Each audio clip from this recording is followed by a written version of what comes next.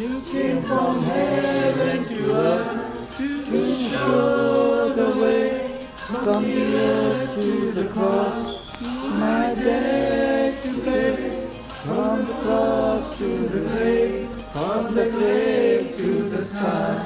Lord, I lift your name on high.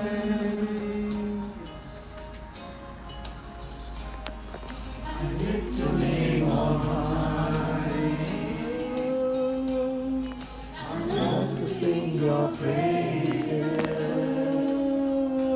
I'm so glad you're in my life. I'm so glad you came to save. From heaven to earth to show the way, from the earth to the cross, my debt to pay, from the cross to the grave, from the grave to the sky. Lord, I lift your name on high. You came, come on.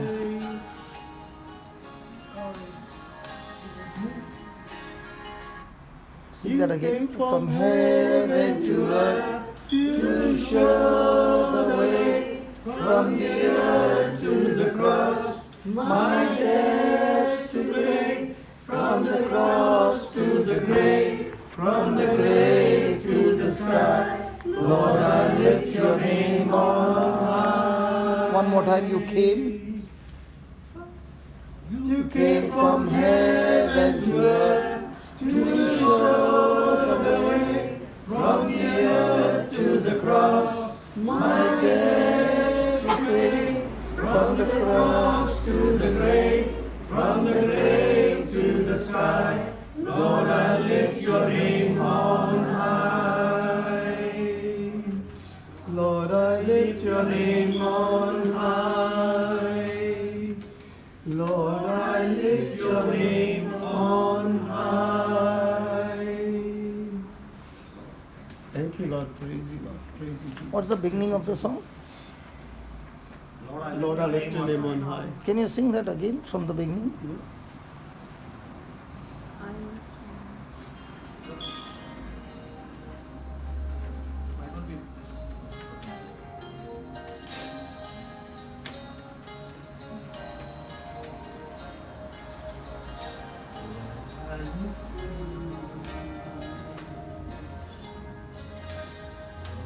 Lift your name on high. Lord, I sing your praises. I'm so glad you're in my life.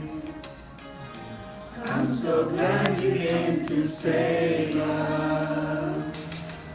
You came from heaven to earth to show the way, from the earth to the cross, my debt to pay, from the cross to the grave, from the grave to the sky. Lord, I lift your name on high. Jesus. I lift your name on high. To sing your praises. I'm so glad you're in my life. I'm so glad you came to save us. You came from heaven to earth to show the way, from the earth to the cross, my debt to pay, from the cross to the grave, from the grave to the sky. Lord, I lift your name on high.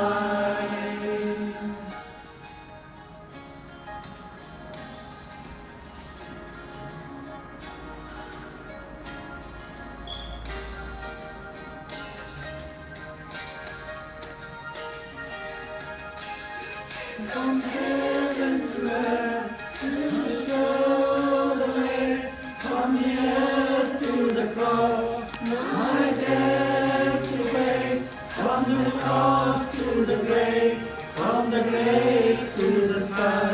Lord, I lift your name on high.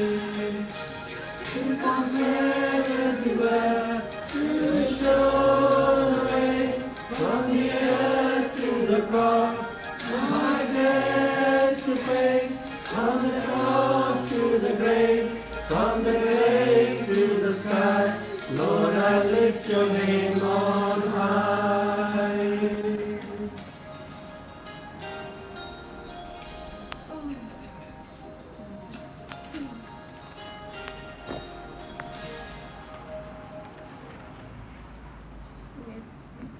Praise God. Praise God. Lord, I lift your name on high. Then, Lord, I'm so glad. That you came to save us. No, what's that thing? That you are in my life, right? Yes, I'm so glad. In my life. Praise God. Now we keep hearing the word life all the time. Not wife, okay? Life. Okay. Father, we thank you, we praise you, Lord. As this song we were singing, you came down to earth to show us the way through your Son Jesus. Yes.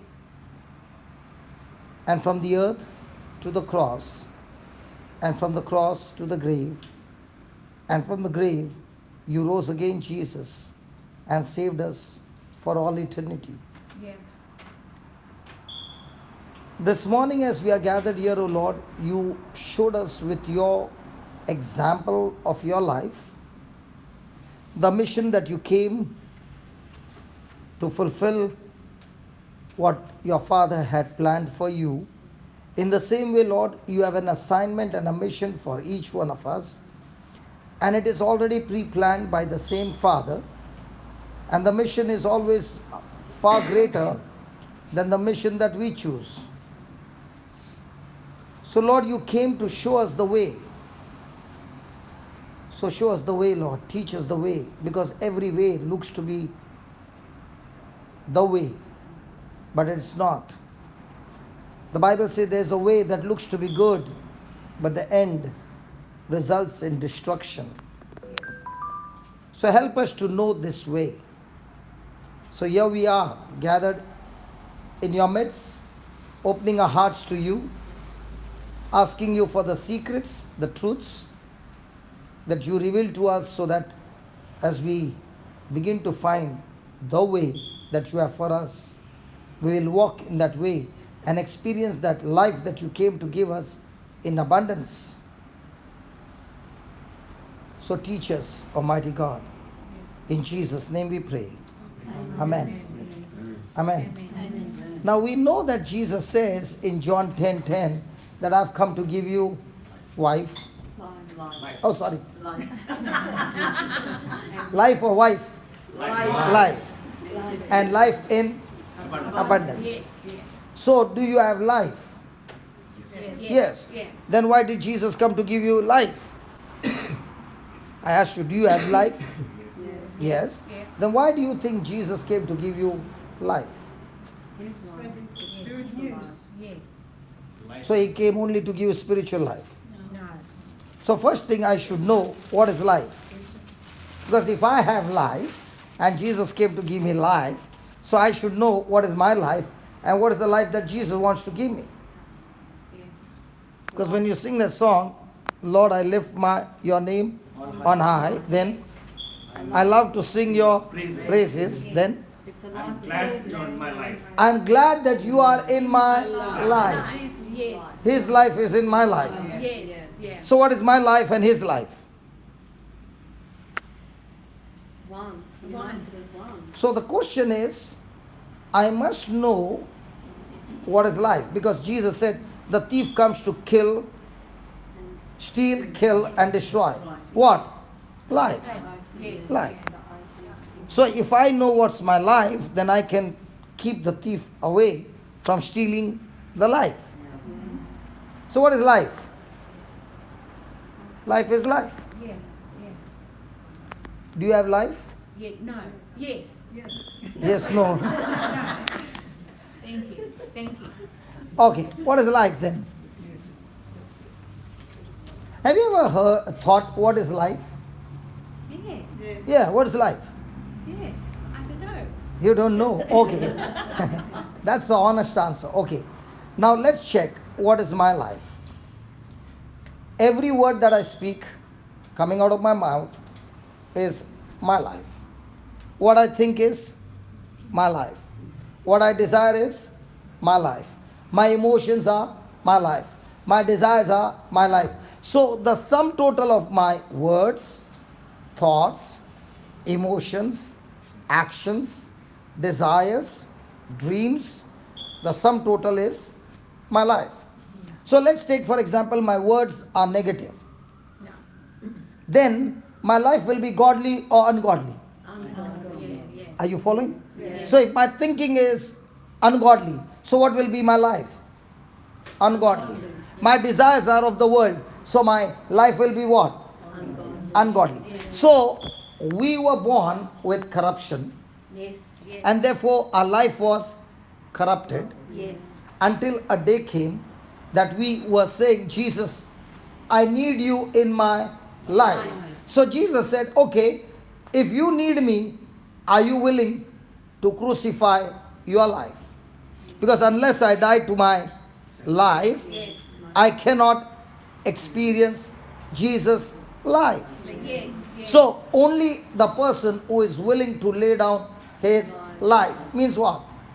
His words, his way of thinking, his way of decisions, and exchange to Jesus' words. So on one side I have my own words, and on the other side I have Jesus' words. So when I exchange my words to Jesus' words, now Jesus' life is in my life. Are you following? Yes. Because Jesus said, my word is spirit and life. Correct? Yes. So now when I am speaking, even though I am speaking words out of my mouth, I am not speaking my words, but I am speaking His words. Yes. And as you are listening to His words, His life is flowing into you. Yes. Thank you. Did you follow? Yes. Yes. So if I find that my life is not meaningful, No. so I must check out in the whole total of my words, thoughts, decision, actions, dreams, desires. Is it aligning with God's word? And if it's not, that means I am having life, but not God kind of life. I am having a corrupted life. Yes. Yeah. And if I want to change my life, then I have to change my words. Yeah. Yes.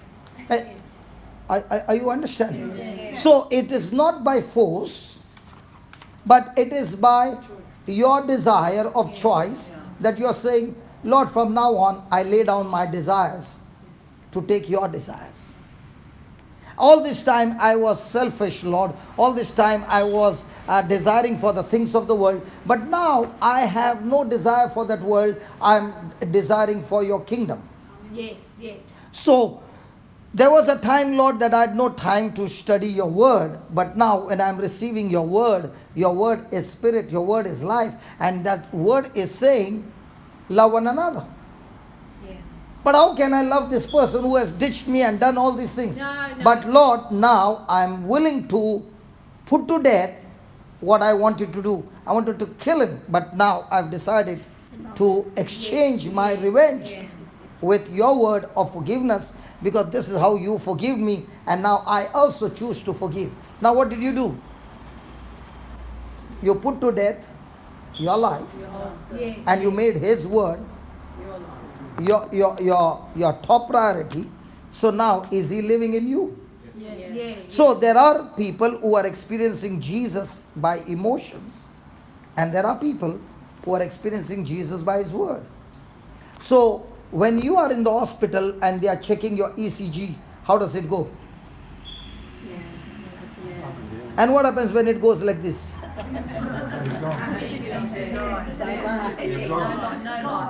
So God is interested in those people whose spiritual ECG is this way. Because unless I die to myself, he cannot live in me and through me. Yeah.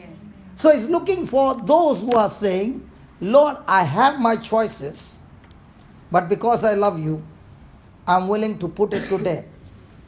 Just the way you as a human being, as a man, had choices not to go to the cross. Yeah.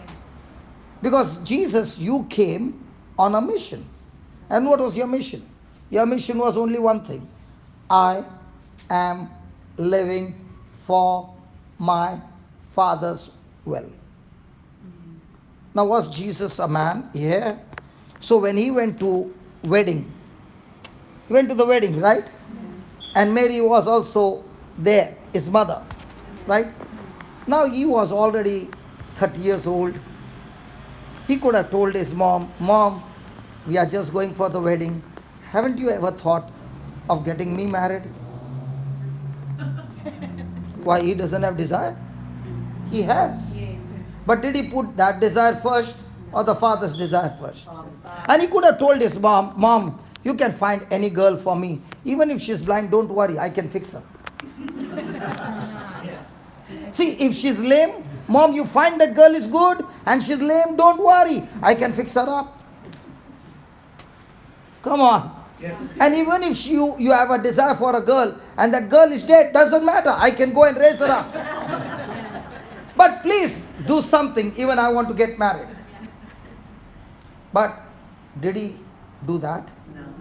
So the Bible teaches us that doing good, all the time doing good, might not be good. What? I did not follow. Okay. Doing good, all the time doing good, might not be good. Like, did Jesus multiply the loaves? The fish? Yes. So he could have told his mom, let's start catering business. You bring your sample and take back how much you want. Would it work? Yes. Wouldn't it be good business? Yeah. But did he do that? No. Or he could have said, Mom, let's start a hospital and we put a fixed amount. Bring the sick on one side, I'll fix it up. Mom, you can sit on the cashier and we can get everybody healed. Yeah. Was it good? Yes. No. Eh, It's good. Hey, healing the sick is not good? Yes. If you are sick, if somebody comes and heals you, isn't that good? Yes. So he could have said, Mom, let's start a hospital. And in that hospital, we'll put a department, bring the dead and take them alive. Would it work? Or he could have said, Mom, they did not have wine. And the wine that I produced out of water in a few minutes was the best wine. So why not we have wine factory? No. Or he could have said, Mom, I've learned the scriptures so much. I want to teach the scriptures. So why not open a seminary? And I'll be a professor there. Was it good? All that was good. But if Jesus would not have done the mission of dying on the cross, all that good would have been useless. So in the same way, all of us who are seated here have been called on a special mission. And our life and our whole life is all about discovering this mission. The problem is we choose the mission, but we do not choose the mission, we discover the mission. Because when we choose the mission, which one would you choose? The easiest one or the most uncomfortable one? And I was talking to my brother and I said, the biggest miracles are found in disturbed waters. The man who was suffering for 38 years, you remember? Yeah. He said when the angel would come and disturb the water, the one who would get into the water would get the miracle. How many of you want to be in calm waters and how many of you want to jump in disturbed water? See, our natural human instinct says calm water. Beautiful. Disturbed water. Don't want it. But big things are hidden in disturbed waters. And if you see all the heroes in the Bible, they all discovered their calling in disturbed waters. And if there is some disturbance going in your life, good news, you will discover God's calling in that disturbed water. And if there is nothing going on, I got bad news for you. Nothing's happening. Praise God. The very mark that you are in the kingdom of God is there will be disturbance. And why will there be disturbance? Because the devil is out there to stop you yes, from yes. God's mission. Yeah. Praise God. Now, for example, you are in this situation. Yes. In everybody's mind is that she should get healed. In her mind is she should get healed. Right? A person who is a soldier, he is saying, if my one hand is wounded, I will pick up the gun with the next hand and still fire the bullets. He is not looking at what hand is not working. He is looking at what resources I got. I'll still fire the bullets. Yeah. Yes. Are you following? And when his attitude is there, he begins to find his weakness is no longer weakness. His weakness is his strength. Yeah. Because now Yeah. I am no longer depending on my strength. I am depending on God. Yes. How many of you have heard about Nick? A man without limbs. Correct? Yes. Now when he was small, he was wondering that God made a mistake. Yeah. Why am I born this way? And he wanted to commit suicide. No. Okay. No, Nick, not you. No, Nick. Not you, Nick. When he was small, okay? And he attempted, and God saved him. And he began to ask God, without hands, without legs, what is my future? And as he began to study the Bible, he found that God is saying, I have plans for your good and not for your destruction. And he said, God, what plans can you have for my good when I don't have hands and legs? Correct? And he began to pray to God, and he began to study the Word of God. Yes. And he found that I can also live a victorious life in the midst of my weakness. And he began to praise God and thank God. And now he was so joyful that he learned to cook his own food. He learned to swim. He learned to drive. He learned everything. And he said, just because they have hands, and I can see they have hands, that's why they use their hands. I don't have hands, but I have a mouth, and I can use my mouth to do the same job. Right? And as he began to study the Word and go and share, he found that people around are depressed, and I, without having hands and legs, I am more joyful. So now he began to tell the people, hey, look at you. You got everything and you're depressed. And I don't have what you have, and still I am joyful. And he began to preach the gospel. Now, people began to come for his meeting more than others. Why? Because they began to say, how can this man be so joyful when he doesn't have hands and legs? Right? Yeah. And he began to use what he had, and now he began to experience life, that he began to minister to others. As he began to minister to others, he found that God had put in his life that he could now minister to so many people, and especially children who were born like him. And he began to have a ministry where he's taking care of thousands of children under his ministry. Now, could he ever think that he could earn so much and look after so many children around the world?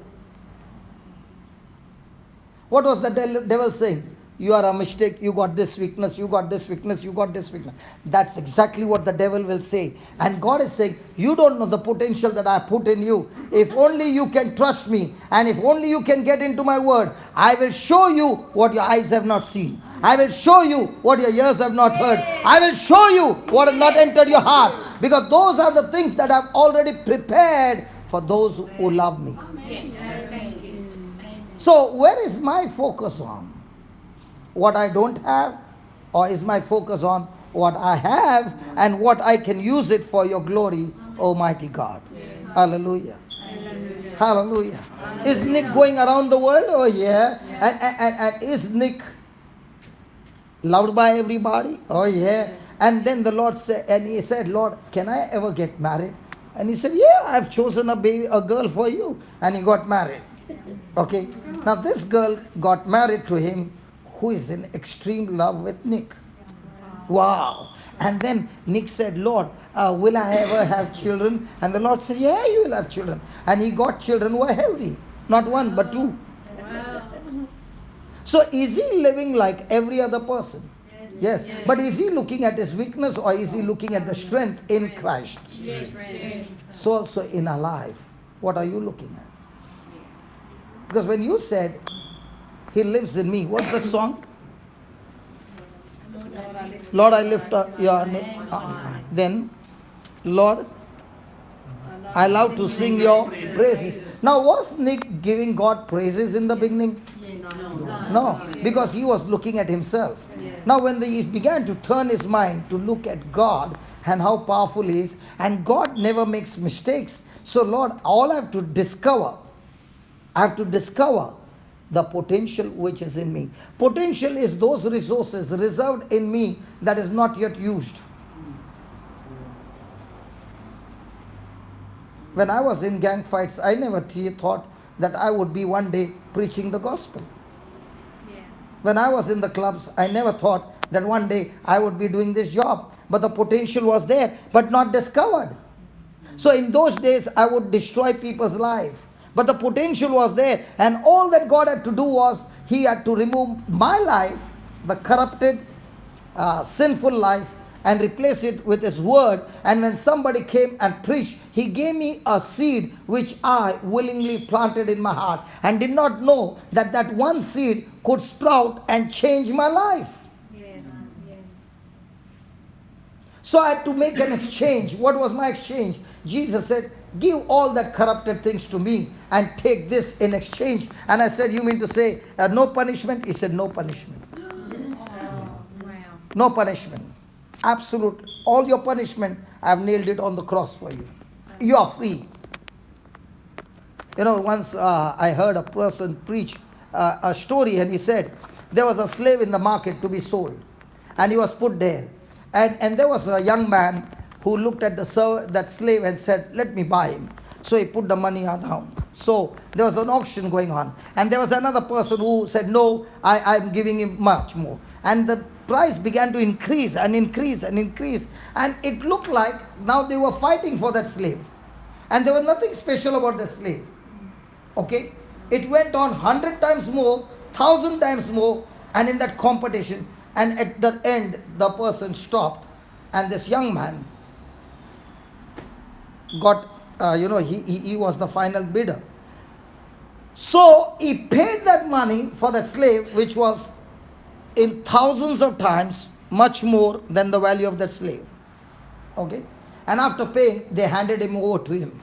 So he was all chained. So this young man opened all the chains and everything, and he was free. And this young man did not speak a word. He just started walking. The slave was so happy that he received freedom. And he began to run in an opposite direction to see. And he turned back to see if this young man is running after him. The young man was not even bothered. He was walking. And he began to wonder, he paid such a big price for me. He is so kind. He is so compassionate. He is not even forcing me. He has given me the freedom. The slave took a U-turn and began to run after the young man and said, I'm sorry. I would love to be with you all my life. That slave was me. And that's Jesus, the young man. Hallelujah. And I said, Lord, I don't want the freedom. I don't want the freedom. I want to run after you all my life. Amen. Amen. Now, is he forcing any one of us? No. Is he saying, if you don't obey my word, I'll punish you? No. He is a person who is saying, I still love you. I love you the way you are. And he's saying, listen, you have already seen your life got messed up by the way you took decisions. But now I want to teach you something for what I've created you. I've created you for love. I've created you, your life, to be a blessing to the nations. And when that exchange took place, and when a person says, Lord, I'm willing to crucify my life for your sake. Just as they did not have to chase you, but you allowed those nails to go through your hands. In the same way, Lord, I allow all that selfishness, jealousy, unforgiveness, bitterness, lust, and all that greed, all to be nailed on the cross for you. And when that gets nailed, Jesus says, now I can use your body for my kingdom. Yes. Yeah. And that's what that song is all about. Yeah. I'm so glad you are in my life. When will Jesus be in my life? When His word Yes. rules over my life. Yeah. Jesus cannot be in a person's life whose life is full of emotions. No. Spiritual life is not governed by emotions. Spiritual life is governed by truth. That's why Jesus said, true worshippers will worship me, God, in spirit, not with the soul, Yeah. but with the heart, where there are no emotions. And with truth, not lies. The word of God is the truth, where the person is saying, Lord, like Abraham came to worship you, and he came to worship you when you asked him to offer his son as a sacrifice, and every emotion in him would have been, I love my son, I don't want to do that. But Lord, I am still going to do it for you because I know you are a loving God. I don't understand why you are asking, but if you have asked me, I will do it for you. But I also know that you are the God who is full of love. Even if my son has been put to death by this sacrifice, I also know you will raise him up. Yes. Yeah. Yeah. So that's life. That's where you have a love relationship with Jesus. Jesus. Yeah. Hallelujah. So anytime anybody sits with you and they want to talk anything, when you open your mouth, only all that comes out of your mouth is Jesus. And if they talk any other topic, you again shift it to Jesus. Because there is nothing else in you. You are not interested in any other topic. Yay! Yay! Hallelujah. Because all the day and night you are only talking about your lover. His name is Jesus. Yes. Thank you. So I've been coming to Australia, and if they say, hey brother, do you want to come sightseeing? No, I want to go hospital sightseeing. Because in the hospital I can see Jesus. Yeah. When people are suffering, you can see Jesus. Yeah. You don't see Jesus where there's gold. Yeah. Because He never came for gold. He came for the broken. Amen. Hallelujah. Thank you, Jesus. Then you came from heaven to earth to show the way. So that's what we are going to study now, His way. Because every way looks to be good, but not every way is God's destination. Today we came, something you all were saying, M7, M2, something, I don't know, they were talking and I was sleeping. Because I know that they will reach me to the destination. Praise God. But they were talking M7, M2 something, and they had a GPS, and that lady was saying something, and my brother was saying, I don't agree to that lady, you will come with me. And this is the first time I saw somebody saying, don't agree with that lady, she's taking you a long way, and I will show you a short way. And this brother was, listening to my brother. First time I saw somebody saying, I don't agree with that lady. Normally men, they always hear that lady, they might not obey and submit to the wife, but that lady, they will always hear. Some of them are saying, so true, so true, my husband always listens to her. Praise God. Okay. From the earth to the cross to pay my debts, to pay from the cross to the grave, and from the grave to the sky, Lord, I lift your name on high. Now what we are going to study is, in each one's life we experience fear. Have you heard the word fear before? Now, is this fear an emotion? Yes. Yeah. Come on, is the fear an emotion? Yes. But the Bible doesn't say fear is an emotion. Bible says fear is a spirit. Yes. Thank you. 2 Timothy 1:7 says, 2 Timothy 1:7 says, God has not given us the spirit of fear, but He has given us power, love, and a sound mind. Yes. So if He did not give fear, where did the fear come from? Yeah. God has not given us fear. Then this fear came from where? And we see for the first time in the book of Genesis the word fear in the 3rd chapter, when Satan, when Adam has disobeyed God and God is coming in search of him, he is hiding behind a tree and he's saying, I was afraid. Yeah. I was afraid. And he says, I'm naked, and therefore I was afraid. And God tells him, who told you you are naked? In other words, who are you talking to? Because all this time, Adam, you were talking to me.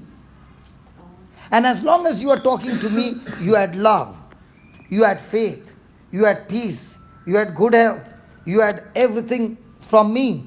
But all of a sudden, who are you talking to? And because you are talking to somebody else, you have got that fear. Now, in the same way, do we talk to God through His scriptures? Yeah. And the moment we get information, like Adam got information in the Garden of Eden through Satan. So how did Satan bring fear? By giving lies and presenting lies in such a way that it looked truth. So in our life, do we get information from this world? So when we get information from this world and we agree to that information, now is Jesus living in us, or has Satan got his entry in us? So can I say my life is in you, Jesus, now? Yes. Because when the word is not from the Bible, so now who is in me? Death is in me. Sin is in me. So how long does it take for the enemy to strike me? The moment I open my mind to different kind of information and knowledge that contradicts to God's word, I have opened the door for the devil to take me on a path that looks to be good. It looks like God's destination, but at the end, I find myself completely destroyed. So how does the thief come to steal, kill and destroy? By giving wrong information. Now let's say a person locked his house, went out and came back, opened the key, opened the door, and he found everything is all right, nobody is in the house, everything is on. But when he reaches the bedroom, he finds the cupboard is open, the money is gone, the treasure is gone. Now, is there anybody in the room? No. So has he seen the thief? No. But has his house been under theft? But he has not seen the thief. How does he know? Because the stuff is missing. Yes. In the same way, is the stuff missing in your life? Is the stuff missing in your marriage? Is the stuff missing in your children? Is the stuff missing in your finances? Is the stuff missing in your job? 1, 2. So if that is missing, what does it mean? Has the thief entered your house? Yes. 1, 2. Yep. Yeah. Are you understanding? Yes. Hello, did I confuse you? No. So if the thief is entered my house, who is responsible to get the thief out now? You. I am. Yes. Yes. So how does the thief enter my house? He enters my house with the spirit of fear, who is a thief who comes to steal, kill and destroy. Yes. Yeah. So do I need to be vigilant every information that I get and scan whether this information abides in the word of God? And if it is not, then I can be in the church, I can go for all the meetings and still find the stuff is missing. There's no peace in my life. There's sorrow, there is pain. My finances are broken. My marriage is broken. My children are out of my hand. Why? Because the thief is destroying your goods. So this morning we are going to learn how to get the thief out of our life. Yes. Is it a good topic? Yes. 1, 2. Is it a good topic? Yes. Okay. No. So please write down. Please write down. 1, 2. Fear Yes. opens the door. No. Fear opens the door to the devil's attack. Yeah. Fear opens the door to the devil's attack, but walking in faith,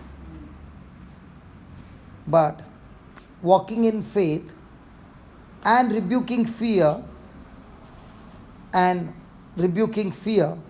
stops him. Yeah.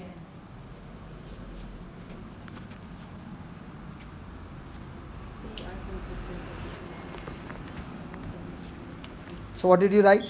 Fear opens the devil's attack, but walk in faith. Now before now listen. Now listen.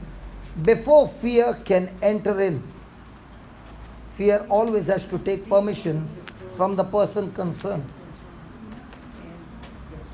Fear cannot enter any person without the person concerned. Fear can give you different kinds of thoughts. But at that moment, if the person has not attacked those thoughts with the promises of God or the word of God or with faith, then fear will lead a person into depression and destroy that person. Example. Yes. A person got a bad news from the doctor. The moment he got the bad news, the last shall be first according to the scriptures. Yeah. The last should be Yeah. They'll come.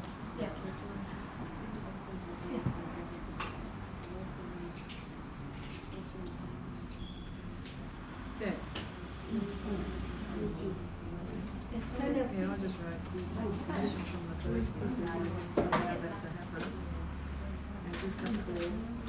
Excuse me, can you please settle down somewhere? Yeah. Yes. Sorry.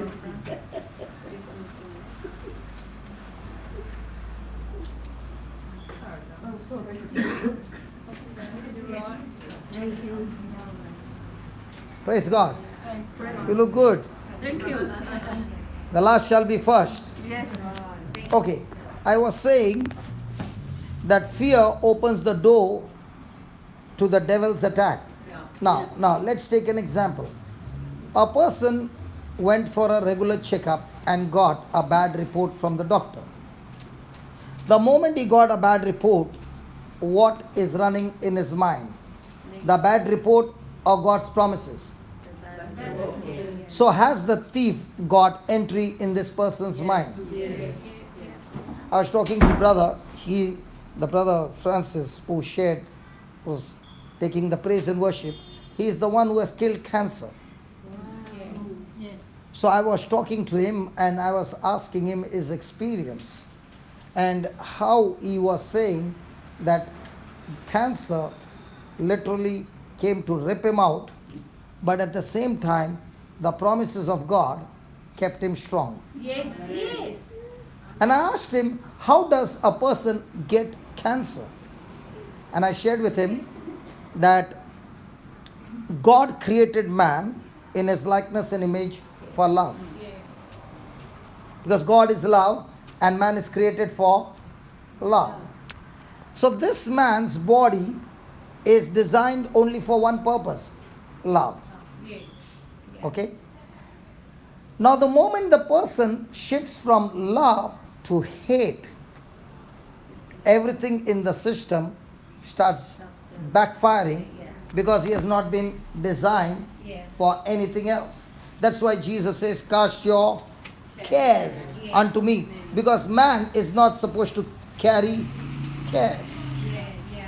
So the man who has got a brain is a physical body, physical organ.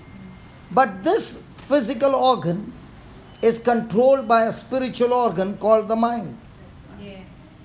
Now you'll say, you mean to say the mind and the brain are different? Absolutely. Do you have proof in the Bible? Oh yeah, I've got proof in the Bible that this mind and the brain are different. Let me give you an example. The Bible says there was a rich man and there was a poor man. Oh no. The poor man Lazarus ate from the crumbs that fell from the rich man's table. They both died. Right? Do you think when they died, their brain was also buried with them? Or they removed the brain? So when the body decayed, did the brain decay? Yes. Yes. But yet, the rich man remembered Lazarus. Yeah. Yeah. So if his organ is gone to dust, how does he remember? Mind. So the mind is spiritual. Okay. Now when the conception takes place, there's one cell. Then the cell multiplies. And it multiplies. And every cell brought together with its function makes an organ. Are you following? So millions and millions, trillions and trillions of cells are produced by the brain. So on one side the manufacturing of the cells, and on the other side the cells are dying. Yeah. And every cell is unique and its function is unique.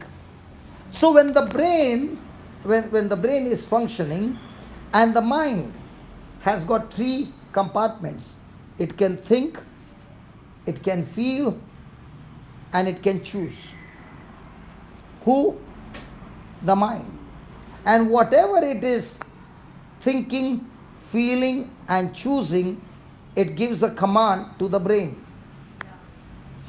Now the brain is designed for love, and this brain is now put load of hatred and hurt feelings and bitterness. Now what happens to the brain? It starts producing the cells, but this time it is totally going crazy. So what is cancer? Cancer is nothing but cells produced by the body, which is produced much more than what is needed. And when it is produced at a high rate, it becomes an organ which is called as a tumor. So when the person's mind is filled with love, then it can reverse again. The brain which was malfunctioning can be brought back to normal. Are you following? So when a person is in fear, what does that mean? Any time, any moment, a person is thinking anything that contradicts to God's word, that person has given legal right to the spirit of fear now to afflict him. That's why the Bible speaks about renewing of the mind. It doesn't say about changing your action. It doesn't say change your action. It says change your thinking. Why change your thinking? Because your thinking produces emotions and feelings. And your decisions are based on emotions and feelings. So if your thinking is in God's word, if your thinking is godly, your emotions will be what? Godly. Your decisions will be what? Godly. Your actions will be what? Godly. Your habits will be what? Godly. Your character will be what? Godly. So where does it start from? Thinking. Yes. So when you open the door for fear, fear gives Satan legal right to steal, kill and destroy. So how do you stop fear? You stop fear by faith. So what is faith? Faith is a person who is thinking based on God's word without having physical evidence in his favor. So what is his thinking on God's word based on? Scriptures. For example, he said about, brother, can you come here please? And I want that scripture from Sirach. Just search that scripture, just give me that scripture as well. Yes, brother, you were saying about cancer. Yes. Yes. There was a scripture that was your trump card scripture. Yes. About Sirach. What did it say? The husband of a good wife will, Can you say loudly? They can't hear. the husband of a good wife will live twice as much as he is now. The The husband. Sirach 26. Sarah. She will read it for you. 26. 2. Yeah, read it please. Because I was using the other Bible. Okay, okay. Happy is the husband of a good wife. The number of his days will be doubled. Oh, Same thing, hey, same can you read that again? Happy is the husband The husband of a good wife. His numbers will be double of that of his wife. No. His numbers will be doubled. Yeah. So a double than his wife. Praise God. So we husband have to find a good wife. Yes. So what about the bad wife? His husband, his numbers will be half. So what about if it was a bad husband? I was What if actually it was a bad husband? I don't know. That's what. Listen. I am not asking questions. Listen. Can I talk, please? A person went into a battle with cancer and came out victorious. So I asked him, to get that victory, you had used the sword of the Spirit in your battle. So what is the sword that you used? And he said, from Sirach 26:2. I said, I've never heard anything like this. What does it say? He says that the life of a husband will be double than the life of a good wife. So he said, my wife is good, she is spiritual. So that means even if cancer and all the reports are saying that I'm going to die and everything was against, but he kept saying, I've settled it once and for all, Lord, that I'm trusting you. You said double.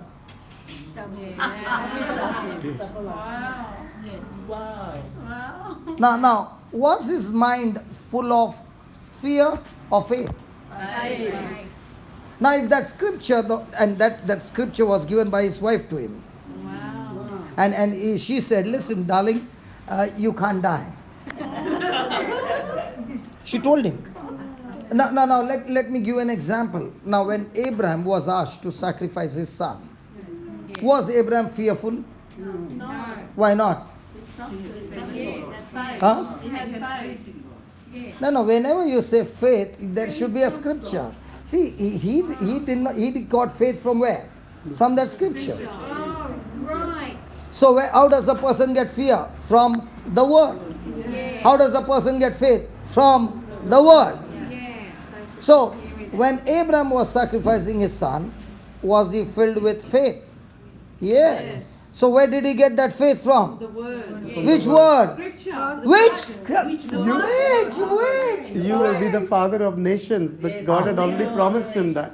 You will be a father of many nations through Isaac. Yes. Are you following? Yes. So how do you attack fear? No. You attack fear through faith. Yes. How does fear attack you? Through words which contradicts the word of God. Yes. So every day in our life there is a battle. Whose word are you agreeing to? So in whatever area of your life, each one knows everything.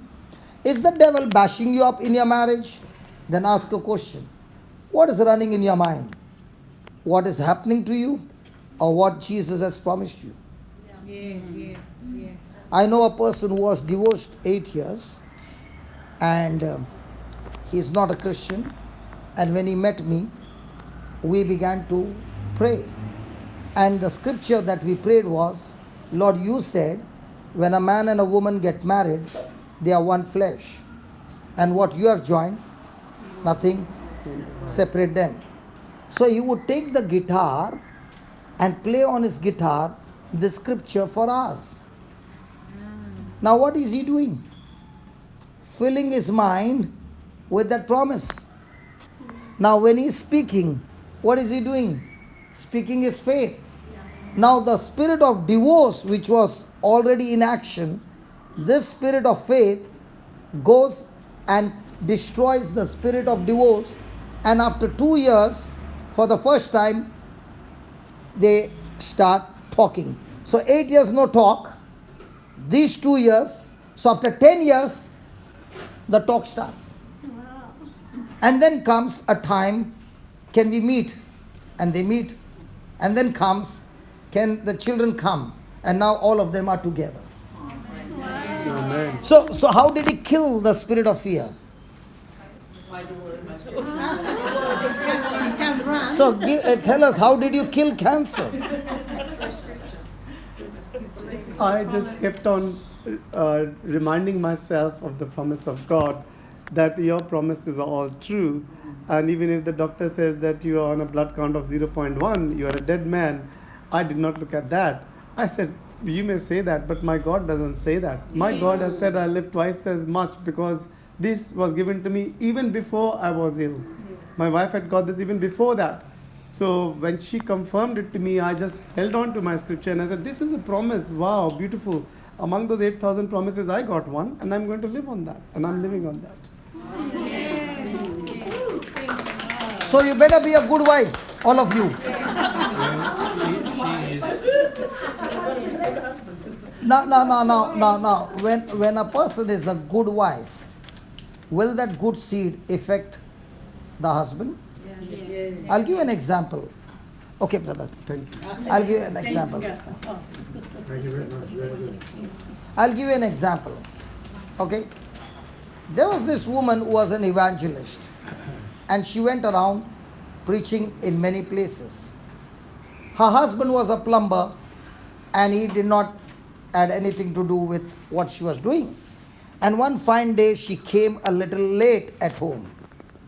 He was extremely annoyed, and it was a winter's time.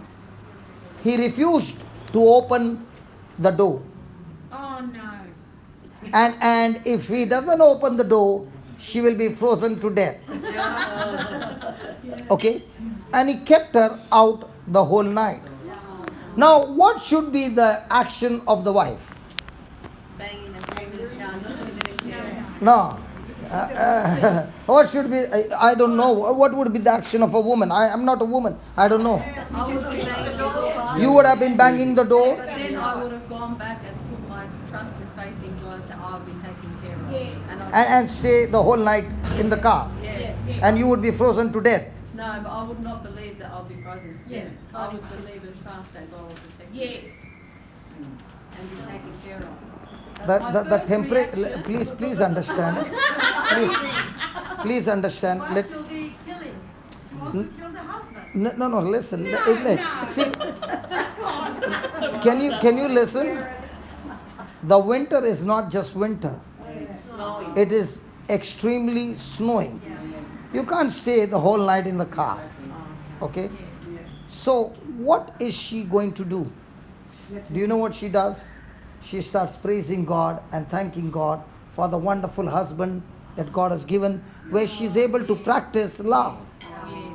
And as she's doing that, the Lord reveals to her that the garage door is not locked. And she goes and checks, and she finds the door is not locked. So she spends the night there. Early morning, she rings the bell. Now the husband is ready for a fight. And the first thing she does is she goes and hugs him and says, "Good morning, darling." And she kisses and says, "I'm already late to prepare your breakfast." And she's full of love, preparing breakfast for her. Now the husband is wondering what kind of a nut she is. He's waiting for a fight, and she's only giving him love. So when she is giving him love, he says, "How can you treat me like this in spite of how I treated you?" And she says, "Listen, he has given me love, and he has told me to give you love. I only know to love you. I don't know anything other than love." So then he breaks down and says, "Can you tell me whether I can also receive that kind of love?"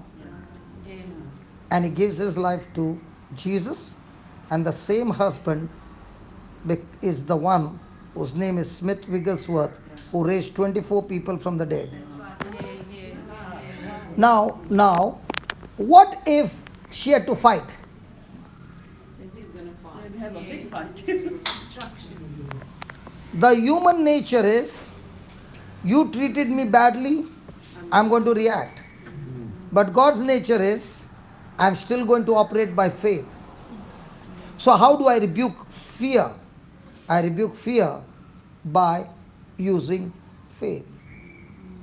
And faith works through love. So do we have opportunities every day to react? Yes. Can we use those opportunities to love? Yes. And it is only while operating in love, things begin to change in your favor. Did Jesus win the battle on the cross through love or through reaction? Love. So if Jesus used love in extreme negative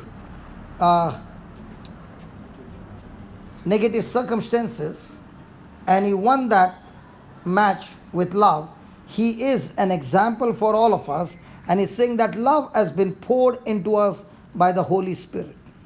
But this love will not come out until I make a decision to use that love. So with my head, I have human love. But in my heart is God kind of love. Now this morning when you went to brush your teeth, did you use toothpaste? Yes. Did you press it? Yes. Or it came, in the name of Jesus, come out? I'm asking you. Did you press the tube? Yeah. What if you press it in the middle of the tube? What will come out? Paste. What if you press on the top? Paste. What if you put it on the floor and squeeze it under your feet? Paste. Now in the same way God is saying, I poured my love in you. When people come and squeeze you, every moment, what comes out? If you have faith, then love comes out. If you have fear, then attack comes out. So most of the time what comes out? Love. That's why we are all filled with faith.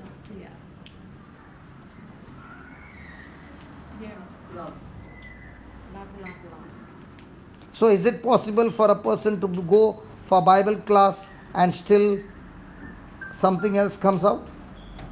Yes. So what's my challenge?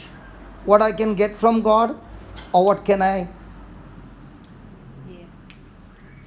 Every opportunity is, what can I give or what can I get? So which one gives you the victory? What you can give or what you can get? So where should be your priority? What can I get or what can I give? And what is the world saying? What is the world saying? What can I get? So our focus is mostly on what can I get or what can I give?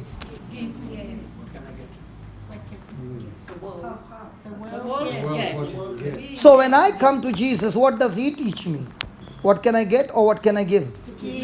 So what can I give is depending on somebody else's action or my action. So is it depending, my future is depending on somebody's action or my action? So even if they insult me, is it their action that decides my future or my action decides my future? So once you understand that, now fear is stopped. He has no power to steal, kill and destroy. But the moment I react, I have given the door open for fear, and Satan destroys my life. How do I know I'm victorious?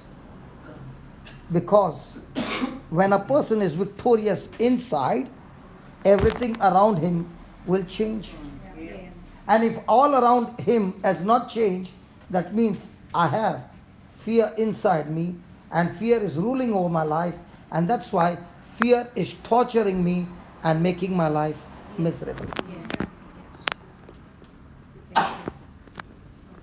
So do I have everyday opportunity to practice faith? Yes.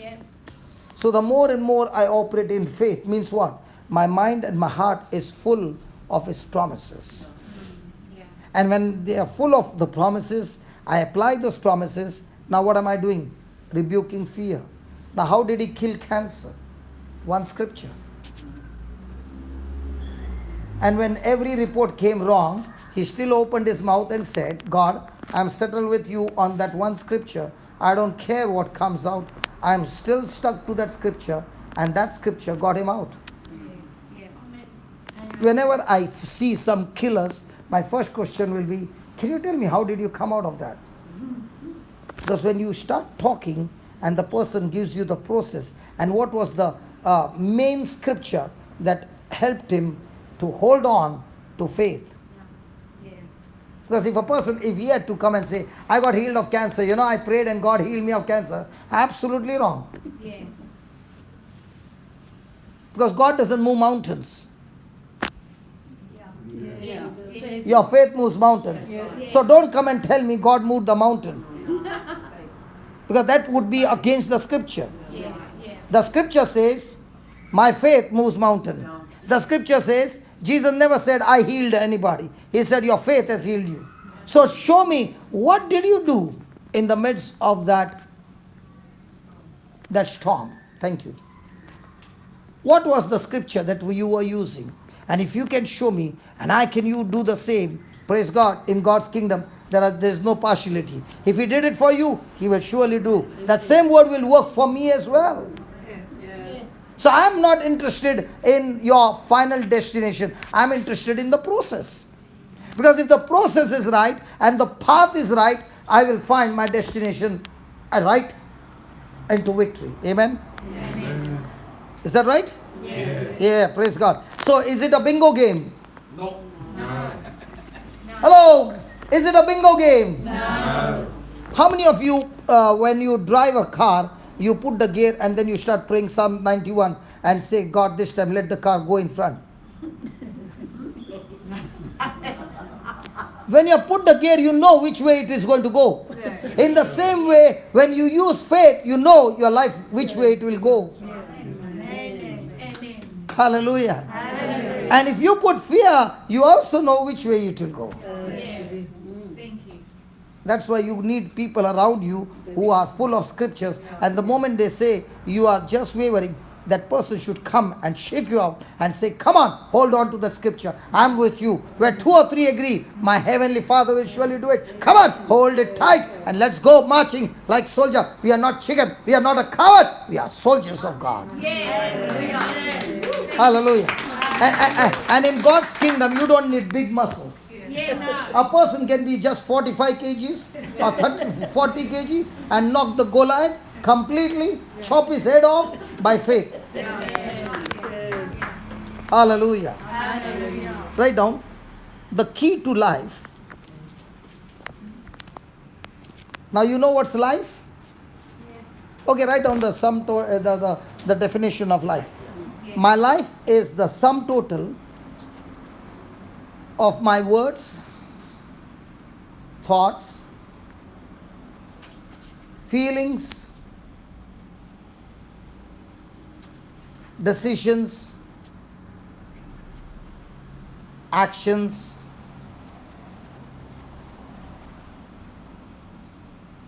desires. Is my life. What is God's life? God's words, God's thoughts, God's feelings, God's kind of decision, God's action. Praise God. It's God's life. Yeah. So when I exchange, my life is gone and now have God's life. So the key to life is faith. The key to life is faith. So if anybody is saying faith, the next question is, what scripture? Because faith comes by hearing, and hearing by the word. So no word, no faith. No word, no faith. But you will say, but I have faith. Now what faith you are talking is just a sense knowledge faith. Let me give you an example. Supposing you had $10 and you helped a poor man with $7. How many dollars you will have? 3. How many? 3. 3. How many? 3. What about my sister?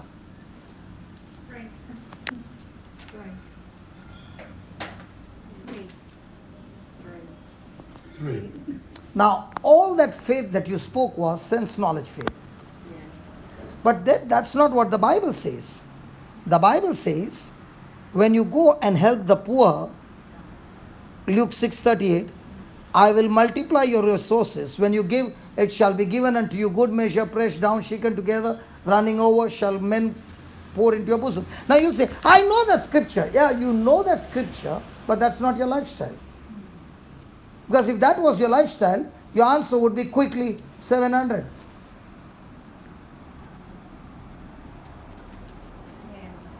Because what you believe is what you speak. Are you following? So a person can give an oral exam in the church a right answer. But in his personal life, the answer might change.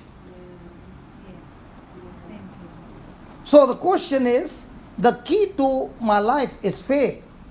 Now, am I living that 700 or am I living the 3? And if I'm living the 3, I'm not a giver. And if I'm a 700, then I'm like Mother Teresa all the time, looking out for the poor, looking out for somebody to reach out and help somebody, and the resources keep multiplying. So do I need to go and ask people for resources, or do I need to use the resources for the poor? So according to the word, will it multiply? Yes. So if I believe in that, there's always multiplication. Are you following? Yes. So the faith that you are talking about is not a mental faith, but Bible, word, knowledge, faith. So what's the key to your life, a victorious life, a conquering life? Faith. Which faith? Word, knowledge, faith. Okay, the key to death is fear. The key to death is fear. Now when I said 3, I know it's subtraction. And it will give me fear to use the resources because it's going to become less.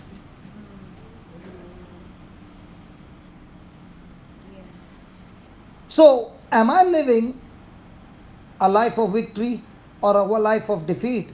It's going to depend on which knowledge I'm believing.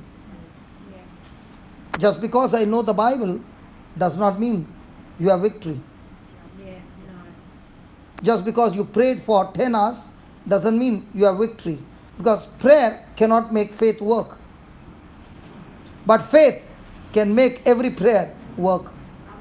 Amen. Because when a person is in prayer, the faith can be natural human faith. It won't work.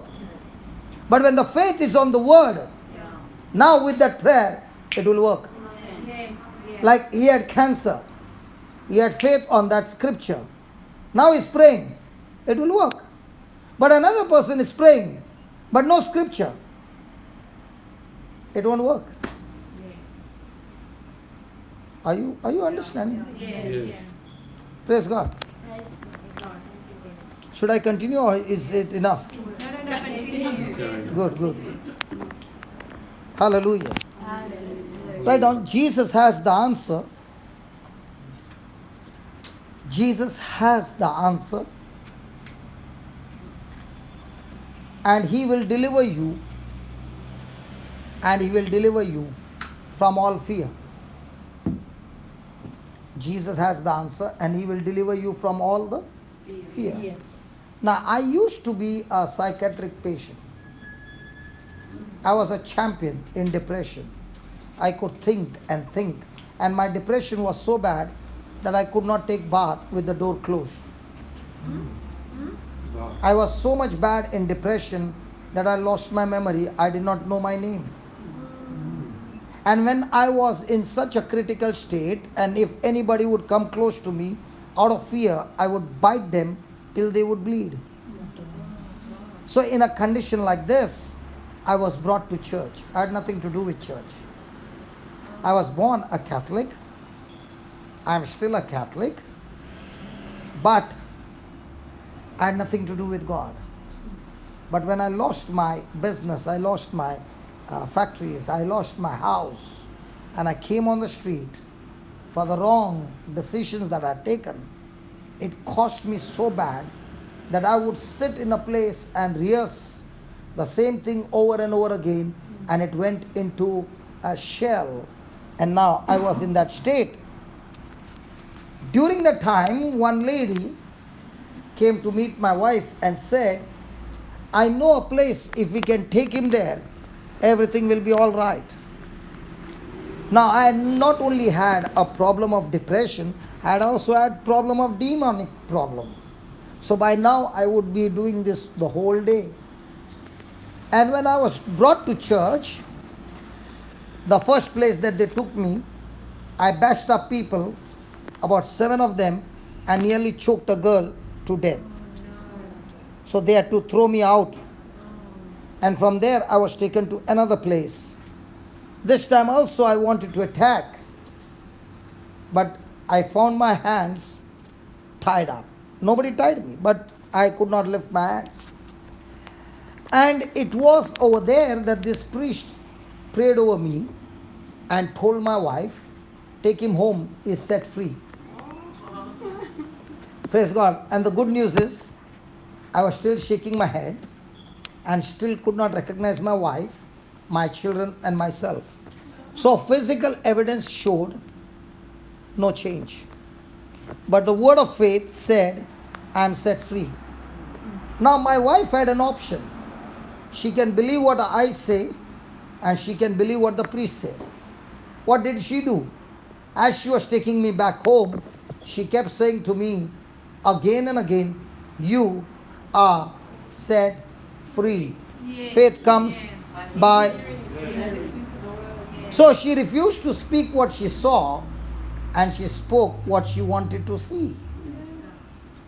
So the next day she trained the children and they came and said, Dad, you are totally set free. Now what am I listening throughout the day? I am set free. And then this priest told her, you bring him here for the 9 days divine mercy, the Eucharist, and this Eucharist you would preach the word of God for more than an hour, and after giving the Holy Communion of body and blood, he would start praying, and there would be massive healings. Why? Because the Bible says, Jesus says, the one who eats my body and drinks my blood, I dwell in him and he dwells in me. So if Jesus dwells in me, so what will happen to the demons? Are you following? Yeah. So he would, after the Eucharist, spend another 20 minutes praying and people would get healing. And he said, bring him every day. So every day we went. On the 5th day morning, I called out her name. She quickly brought the children and said, who are these? I told her their names. And then she asked me, what's your name? And I gave my name. But those 5 days, when there was no change, what was she speaking? I am healed or I am going to be healed. Yeah, you're healed. Yeah, you are healed. Yeah. So was she speaking physical evidence or she was speaking her faith? Right. Most of the time, what are we speaking? Yes. Physical evidence? Yeah. Or are we speaking faith? Oh yes, thank you. Yes. Most of the time, we speak physical evidence. Yes. So most of the time, our family members who are going through some issues, do we speak physical evidence? Yes. So who is putting them into bondage? So when you are speaking physical evidence, did you speak faith or fear? Yeah. Now, did you open the door for the enemy to strike your loved one? Oh yes, by your words. Yeah. Hallelujah. Hallelujah. So from now on, are you supposed to speak what you see or what you want to see? What you want to say. So when you're speaking what you want to see, aren't you telling a lie? Because somebody will challenge you and say, that's a lie. No, that's not a lie. That's the truth. All this time you are talking facts. I'm not talking facts, I'm talking truth. So that person will say, what's the difference between fact and truth? Facts are those things that are seen. Truth are those things that God has declared in His Word. And truth has power to kill the fact. And I'm going to continue to speak the truth till it kills the fact and replaces new fact according to the truth. So what she said was a truth. What was happening to me was the fact. Did she continue? Yes. What did the truth do in 5 days? Kill the fact. And what was the new truth? I'm healed. Thank you.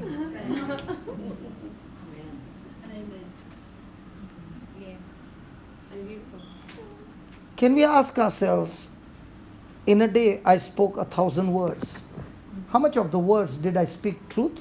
And how much of the words did I speak fact? I can be a Christian for all my life, but not necessarily I speak the truth. When situations come, pressure comes, what comes out of me is what I believe. And at that time when the truth comes out, the devil is going to come and bash you up in your mind and say you are a liar. No, I'm not a liar. I'm talking my truth. I'm talking what God has promised me. It's a spiritual confirmation in the written word of God. If Jesus fought the devil by saying it is written, I will also speak it is written. I will not speak what the doctor wrote. I'll speak what the Creator wrote. Yes, thank you. Yes. Thank you. Praise God. So who has the answer for your problem? Jesus has the answer. And how will He deliver you from the fear? When you take His word and make that word yours. So is Jesus some emotion, or is Jesus the word that was made flesh? If Mary received the word from angel Gabriel and she stuck to that word and said, let it be done unto me according to your word, and she could bring Jesus in the flesh, the same word I also take and I say, Lord, I agree with this word. This word becomes flesh in me, and when this word becomes flesh in me, every fact dies. Amen. Amen. Amen. So are we supposed, yeah. That's a question. Just in terms of the words, so there's many different denominations. One minute. Just translate, okay? If I'm missing out English, because she speaks very fast. Okay, so there's many different denominations of Christianity, and some denominations have a very different message from the gospel. They say it says something completely different to what Catholics say, but they're using the word of God as well. So how do we know it's our truth when they think they have truth? So she's saying that we have different denominations, and every denomination, they follow different interpretations of the Bible. And how do we know that the different interpretations are the same truth? Okay. Or, in other words, like theirs is the truth and ours is a lie. Okay. Open to Gospel of John chapter 8 and verse number 30.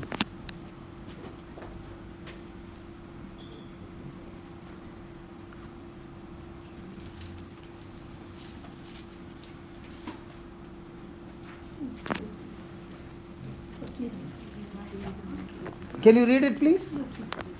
Can you read it from your Bible? John 8, 30. 30. John 13. John 8:30. 8:30. Let her read. Because her Bible will be different from my Bible. It says the Pharisees then said to him, you are bearing... No. You are reading something else. Gospel of John, Yeah, chapter 8, verse number 30. of 30, not 13. 30. Okay. Jesus said to those who believed to him, No, I want you to read from your Bible. As he spoke thus, many believed in him. As Jesus spoke, many believed in him. Who spoke?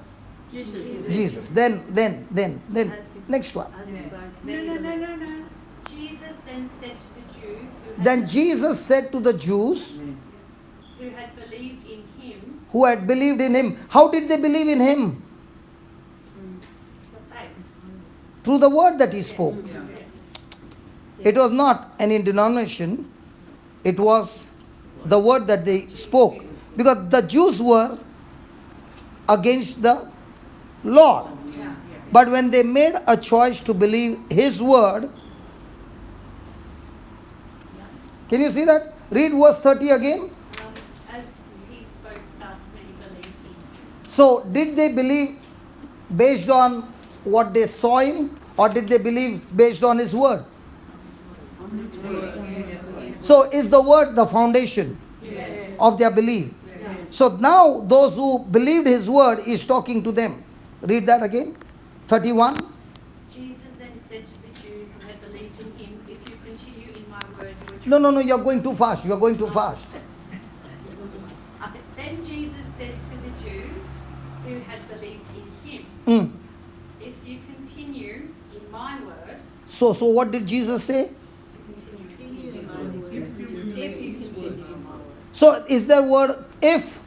Yeah. If. Conditions applied? That's right. Choice. Hello, condition applied? Yeah. So, can a person be in a church and not continue in his word? That's right. So you can be in the church and a person can speak the truth, but you are not continued. How will you know whether it's the truth? See, somebody gave you a recipe of some dish. Unless you go and apply that recipe, will you know whether it's going to come out the same? No. You don't know. The reason I ask is because I've not yet finished.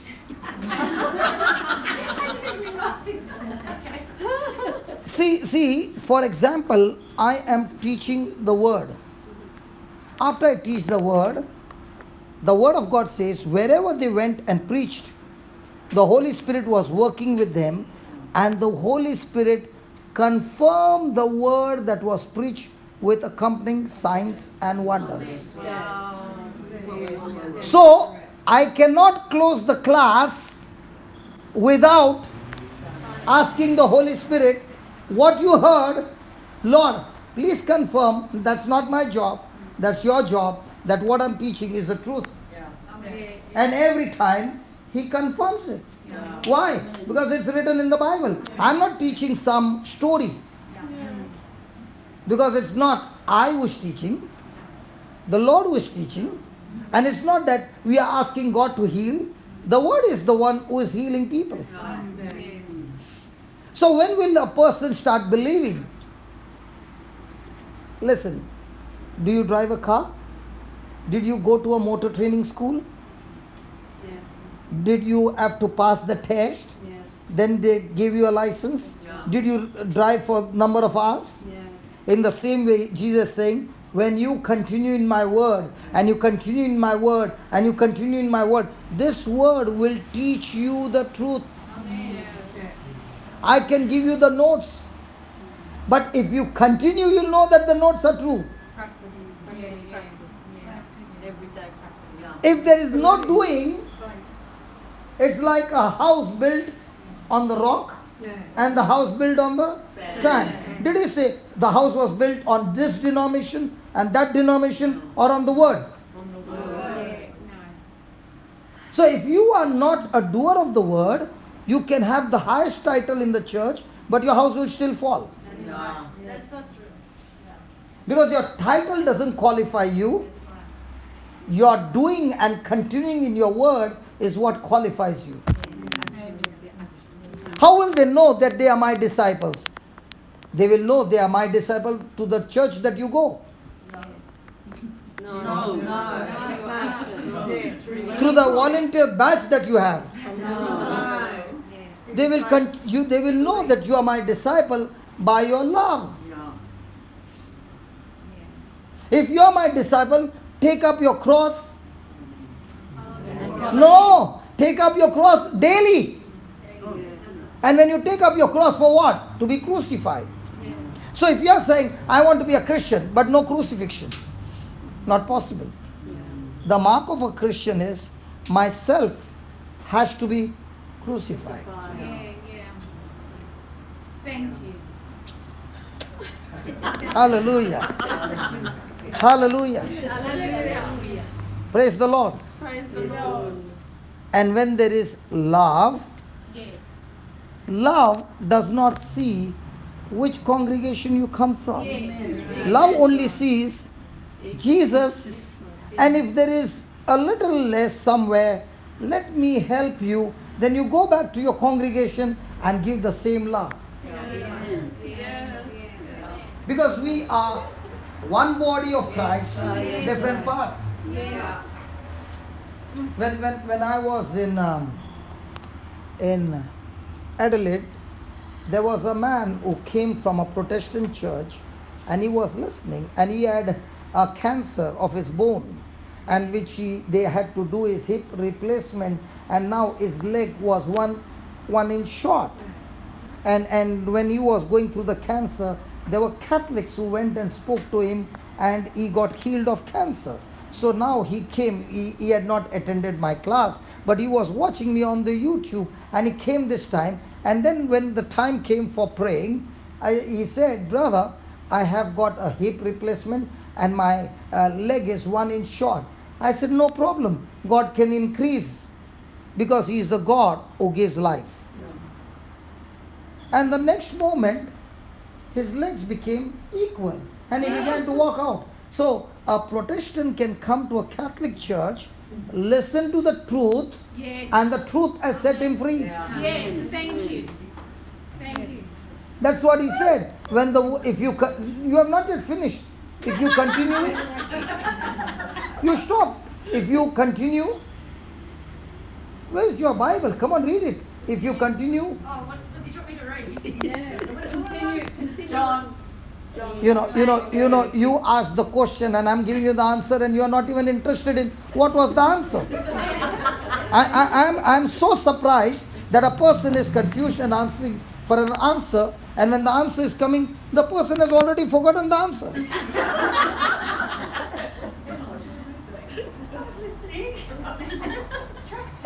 Okay. If you continue in my word, Yep. John 8:31. We'll read that again. Yeah. Okay.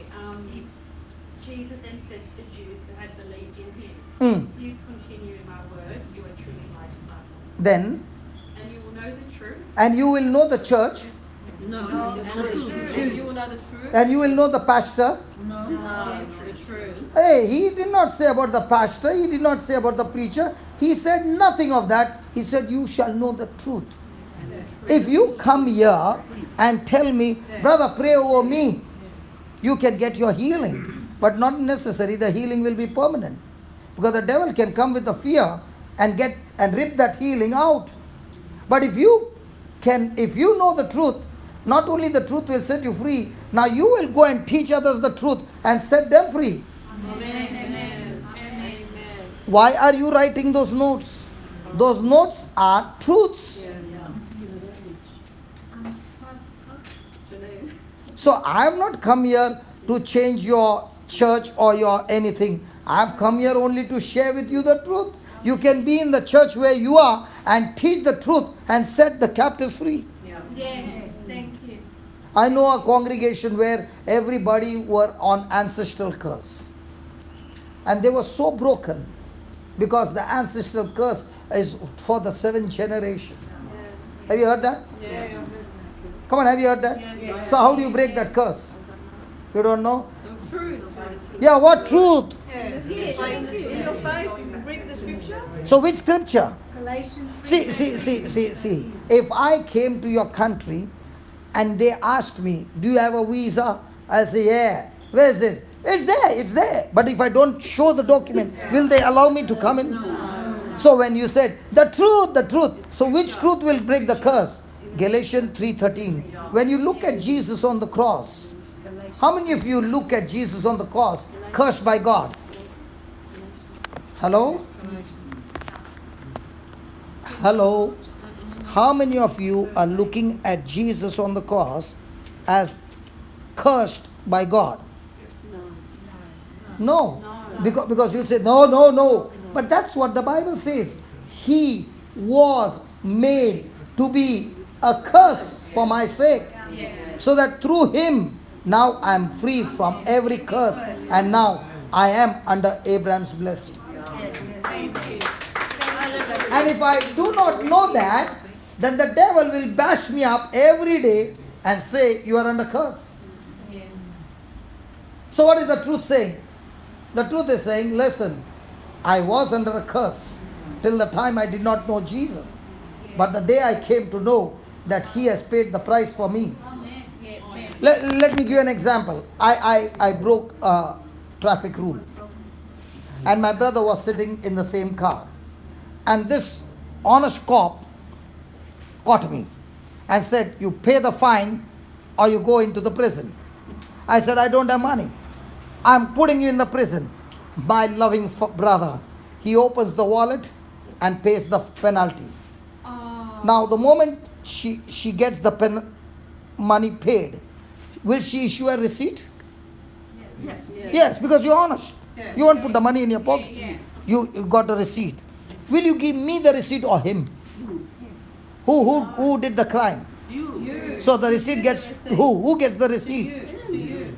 No, to you. I get the receipt, not him. Even though he paid the money, the receipt comes to me. Okay? Now, she is on traffic controller and she has got on a mobile such and such car jumped traffic signal and is heading on this direction. Okay? The deal was over. You gave transaction is over. You gave me the receipt. And now we are continuing our journey. And she looks at the car, the same. She stops and says, listen, I got evidence with the video. Your car jumped the traffic signal.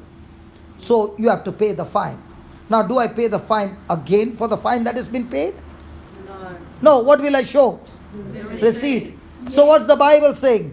Jesus paid the price for me by being made a curse for me. And now I show the receipt to the devil and say, hey, listen, I was under curse, but it has been paid in full. I'm free.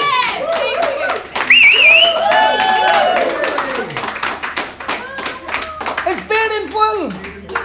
So don't you come and give me some more fear. I've got faith now. I've got a document with me. And I'm set free. Does it make sense now? Yes. Has the truth set you free? Yes. So will you go and tell Jesus, Jesus, please set me free from curse? Or will you show the receipt? Yes.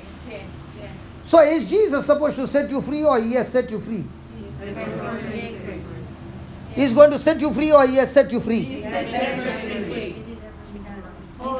He has. So now the question is, do you believe what He said or are you believing what your situation is saying? Most of the time, what are you believing? That's why we get bashed up. Hallelujah. So let's start now the topic. Yes. This was the introduction to the topic.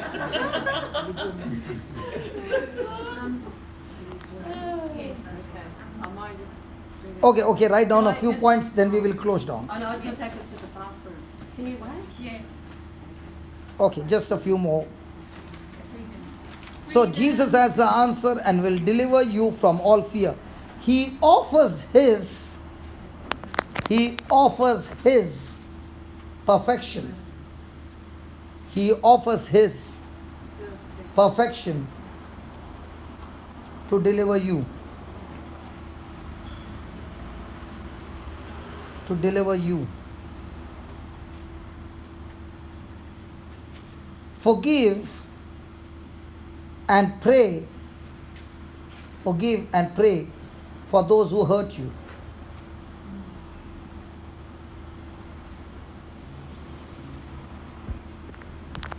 Position yourself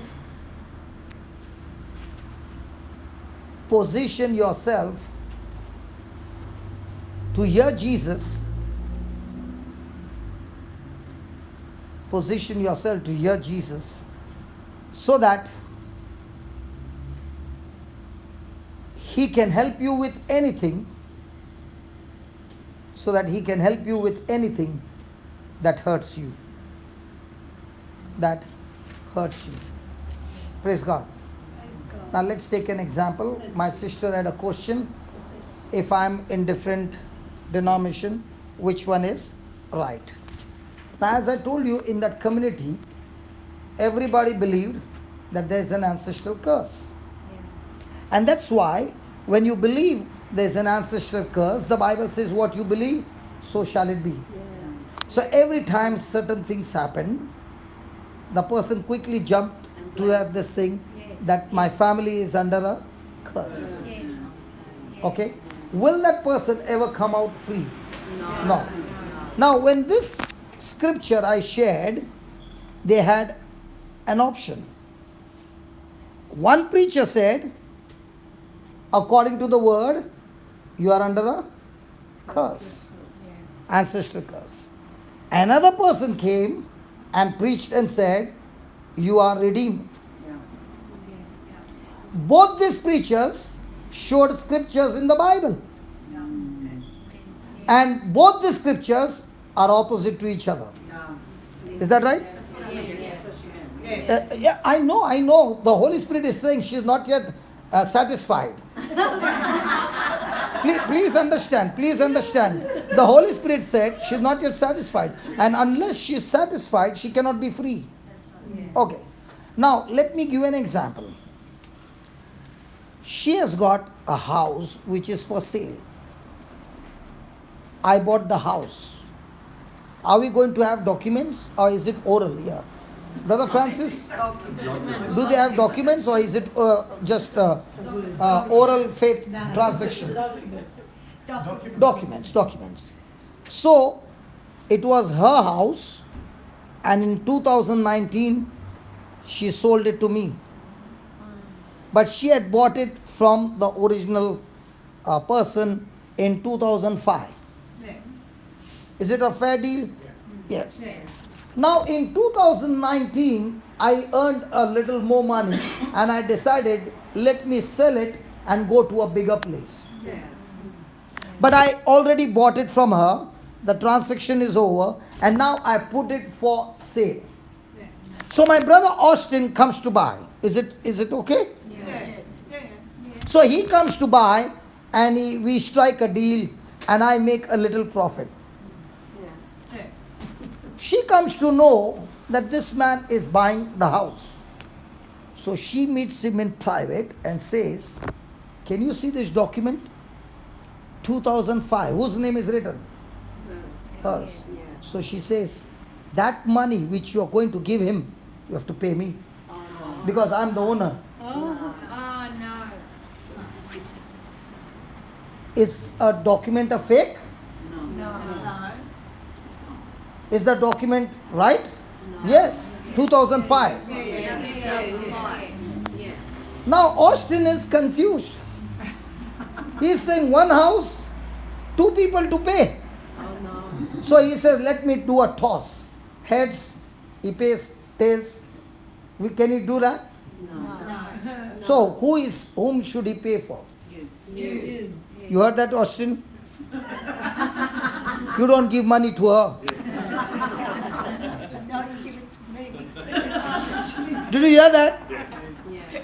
Why is he supposed to pay me? But she was the first owner of the house. First. Why he should not pay her and pay me? We have changed contract. The contract She already finished for sold to you. me. You represented. So in other words, you are trying to say hers is an old contract and mine is the new contract. In the same way, when you come and show me a scripture of the old contract called Old Testament and I'm showing you the contract of the New Testament, which one is valid? So you are showing me ancestral curse which was in the old covenant and I'm showing you the document of the new covenant, Jesus Christ of Nazareth. Now are you satisfied, my dear sister? Now I can see her smile. I can't even see her eyes now. Her eyes are closed while she's smiling. Such a big smile. Has the truth I get it. now has the truth set you free? I feel better, yes. So what if I had not explained her with an example And I would have laid hands on her and I would say, sister, you are set free. She would say, but that scripture still tells me I am the curse. Now when I explain to her the truth, what does the truth say? I am set free. Now when the devil comes and says, can you see that scripture, 7 generations? Oh yeah, that's the old contract. The new contract says, Jesus has ransomed me. He has redeemed me. And what's the penalty he paid? With his own blood, his own life, and he has set me free. Devil, I got news to tell you. It's done. And here's the receipt. And I put it on your face. Don't you come and trouble me anymore. Hallelujah. Hallelujah. If I did not know the new contract for the things that I've done, I should be the first one under curse. But when I got the new contract said, every curse nailed on the cross for you. Yes. And when he gave me that freedom, now what am I doing? Screaming on the top of my voice and saying, hey, this is free for every one of us. Yes. Yeah. Thank you. Amen. Amen. Amen. Hallelujah. I like the smile on your face. I like the smile on your face. Something going on, and the Lord is saying, you are set free. The stronghold in your mind is destroyed. Is that true? Is that true? The truth set you free. Did I pray over you? No. When you understand the truth and you agree to the truth, you don't need somebody else to pray over you, because the truth in your mind with the word of God has destroyed the stronghold of which the devil had planted for years. I heard in one country, I don't want to name it, they said if a mirror breaks, there's a curse for 7 years. That's right. Yeah, she said that's right. That's right. No, I mean, we heard that. You heard that? Yeah. Even in Australia? Italians, yeah. In Italy. You are from Italy? Yeah. And it's there? I don't know. Especially heard it from. Well, I heard it from the... That's why in Italy, they don't manufacture glass. Because in the factory, the glass will break. So the company will go into loss. Freedom. Freedom. Praise God. Hallelujah. Hallelujah. Thank you, Jesus. Thank you. Thank you. Is the time up? Doesn't matter. Whatever you like. What time is it? It's only 1:30. It's fine. Elaine doesn't mind. Elaine doesn't mind. It's 12:30. I have to go back to 3, so I prefer we finish up Yeah. Okay. soon. So it's, Thank you. you can go up to 3.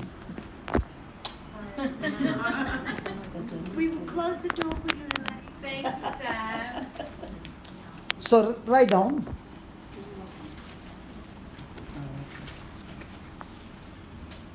The devil uses fear. The devil uses fear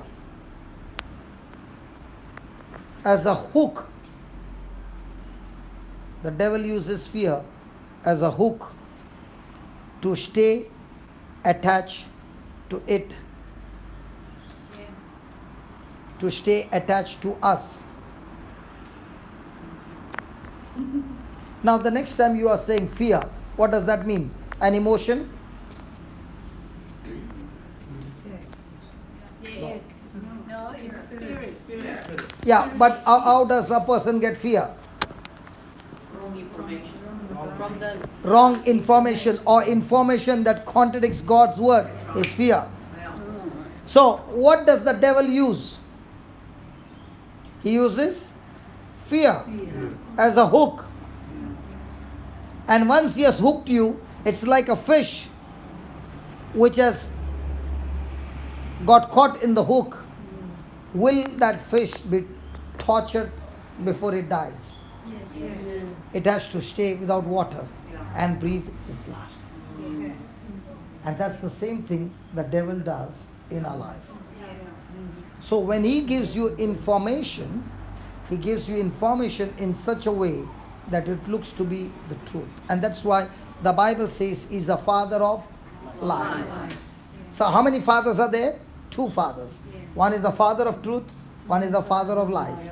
Whichever father's information you take, that's going to be your destination. Thank you.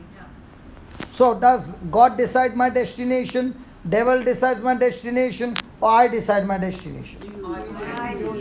Yes. My choice. So my future is in God's hand, devil's hand, or my hand? My wife's hand.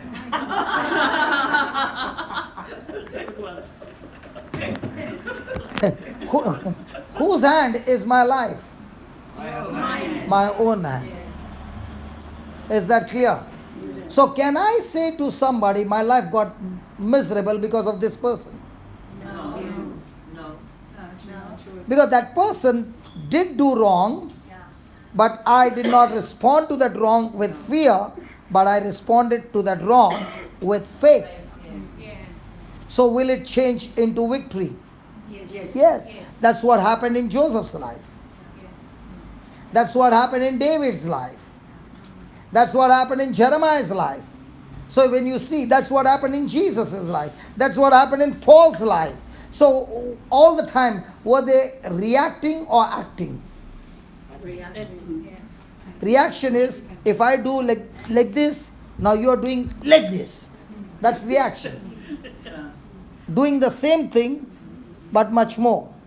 But when it is acting, you are responding against somebody with love. So do we allow fear, Satan to attach some hooks on our life? No. Yes, we do. Because we live in. Is that right? Thank God there is one who is saying. All the others are saying never. Satan, we cannot. Because we get angry, we get upset. Reactive, incorrectly to the situation. So write down. We wrote the devil uses fear as a hook to stay attached to us. But when we walk in faith, not writing, tired. No, sorry, I have to go. Please, no problem. You Sorry. no problem. Could you repeat it, brother? Jesus. But when we walk in faith, is that something that you need to be healed? Your leg pain. No, thank you. But when we walk in faith, he does not have. But when we walk in faith, he does not have any way. He does not have any way to grab us. He does not have any way to grab onto us.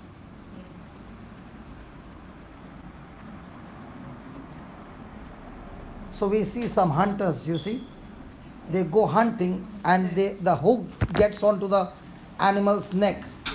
Now when they pull, what happens? I have to pick up my kids from school. Kids or children? My kids from school. Kids or children? Children. Kids would be the children, the young one of a goat. Thank you anyway. You were really great for me today. Thank you. God bless everybody. Bye-bye. Bye. See you soon. I hope to see you soon. Tomorrow. Tomorrow. I can see you tomorrow. Yeah, please come. I'll talk to you and organize. And please bring somebody with you.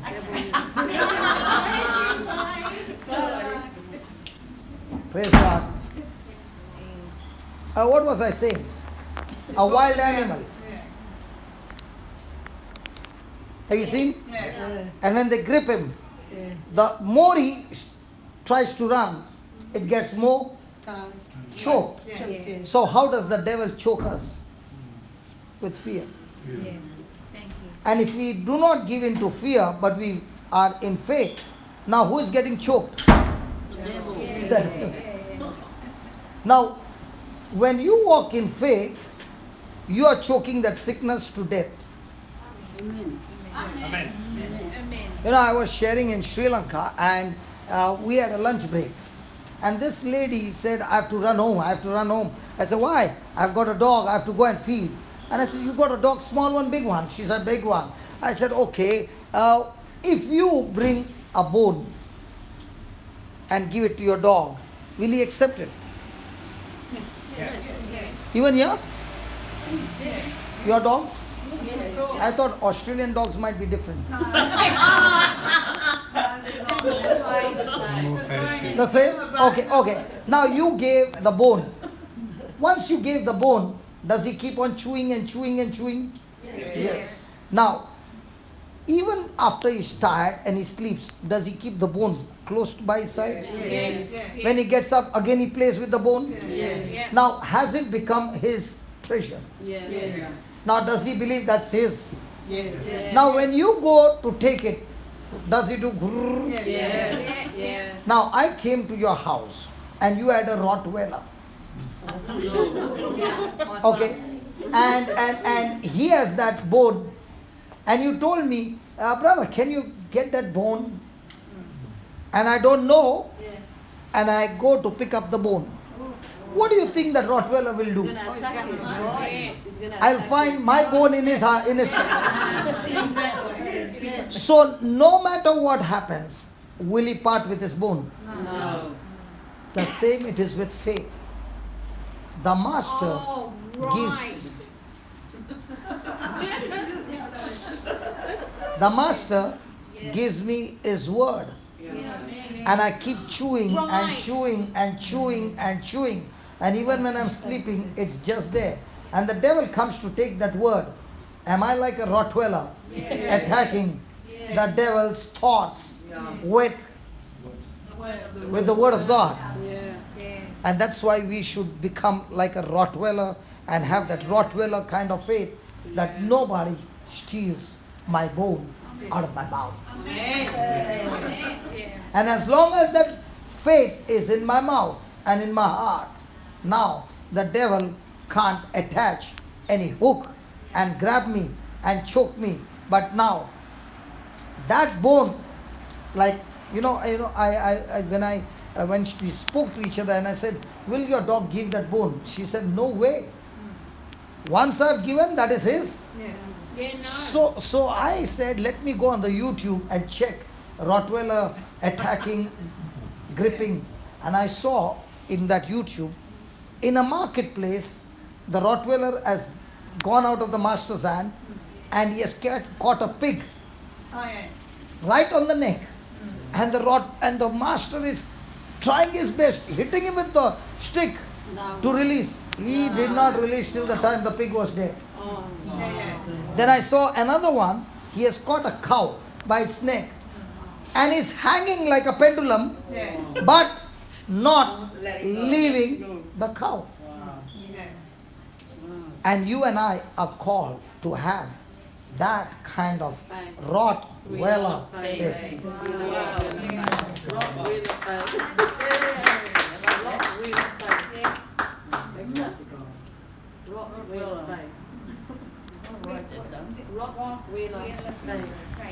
Hallelujah.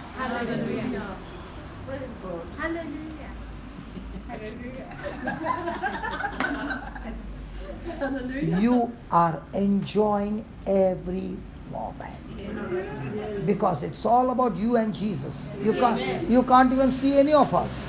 Yeah, because you're saying, I'm in love with Jesus and I want to. That's true.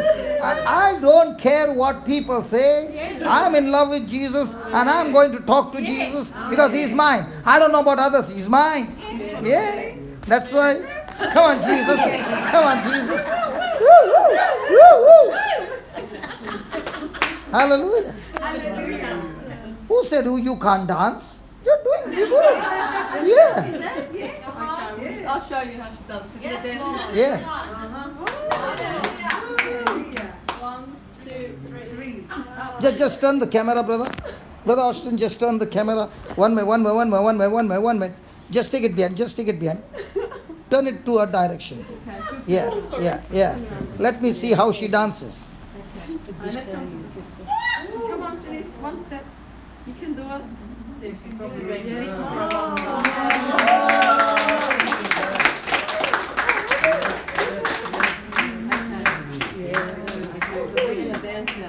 Okay, we are going to dance now. What music are you going to put?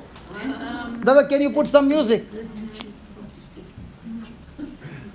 She can dance to any music you Hallelujah. So she loves dancing. Then I also love dancing. Let me dance with her. You are dancing with her all the time. Yeah. Give me some music, brother.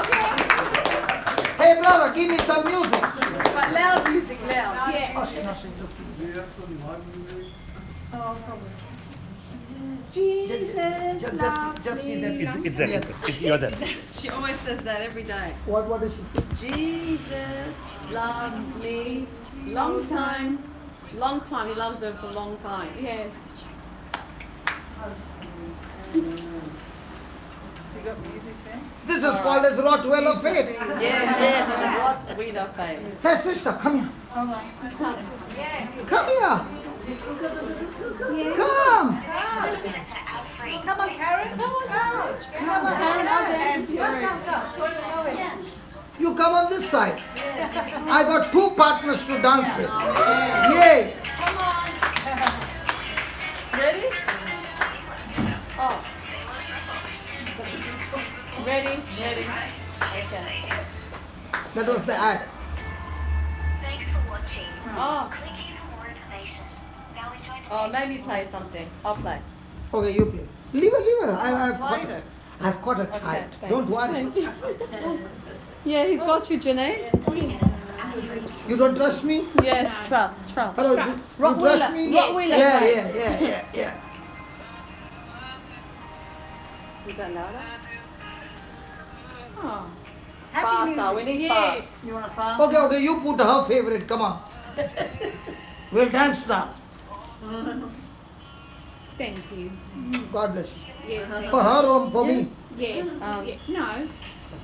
Yes. Bless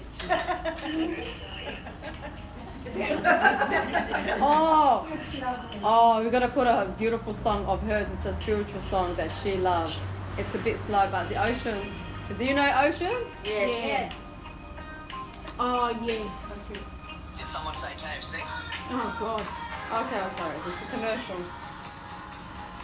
But she connects with God with this song. Oh, no.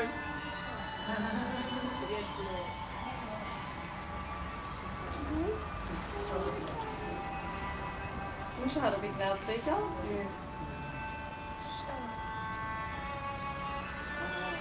You lift me up? Oceans. You know, have you heard of oceans? Yes. Yeah. Yes. Yeah. Yes. On the water, great alone, I feel rain there I find you in the vision, in ocean's deep, my faith is I call upon your name. Keep my eyes upon the grave. Don't just surrender to your embrace. I am yours. Yes, Lord, I am yours. You are mine. You are mine, Lord. Yes. I'm yours and you are mine, Lord.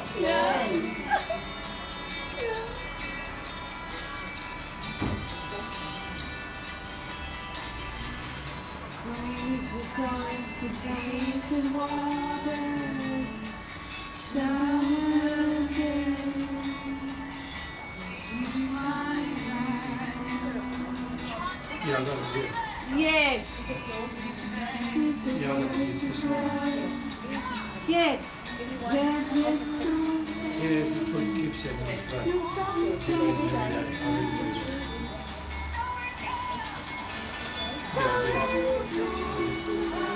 I will call upon your name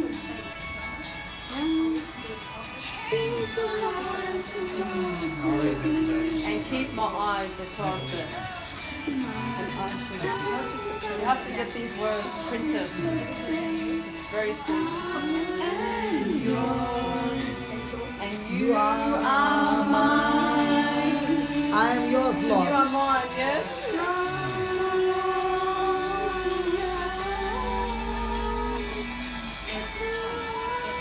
And you are mine, yes. You are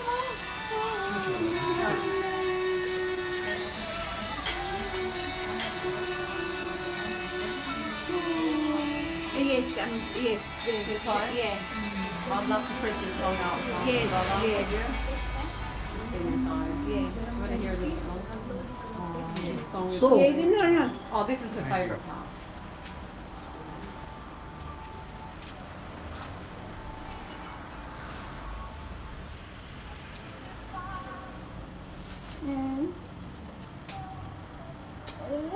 No. It's okay, you can share the screen. Oh, loving Father, I thank you, I praise you for your power that is flowing into this child. Lord, she is yours and you are hers. Father, in the name of Jesus, No.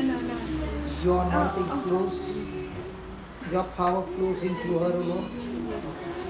Your spirit flows into her, and your spirit has brought life into her. I thank you, Jesus. Your healing power flows into her body, into her mind, brain, and every tissue of her. Lord, I thank you that all our organs have received life. Yes. And they are functioning, O Lord. They are functioning perfectly, Lord. I thank you, Lord. I praise you, Lord. And I thank you Yes. that as she's standing, her legs are being strengthened. Yes. I thank you, Lord, that she walks in your name. Thank you, Jesus. Thank you, Jesus. Thank you, Jesus. Thank you, Jesus. Thank you, Jesus. Thank you, Jesus. Thank you, Jesus. Thank you, Jesus. Thank you, Jesus. Now you're standing on your own. Now I want you to balance, okay? Just keep balancing. Keep balancing. No. Do not fear. Do not fear. Listen. I will hold you. Okay? Just let go. Let go. Just stand. Just stand. Just stand. No. You can. You can. You can. Trust the Lord. You can. You can. You can. You can. You can. There, you're doing it. There, you're doing it. There, you're doing it. There. Wow. See? You can. Now, isn't this amazing that you're standing for such a long time? Oh, yeah. Now, that was confidence.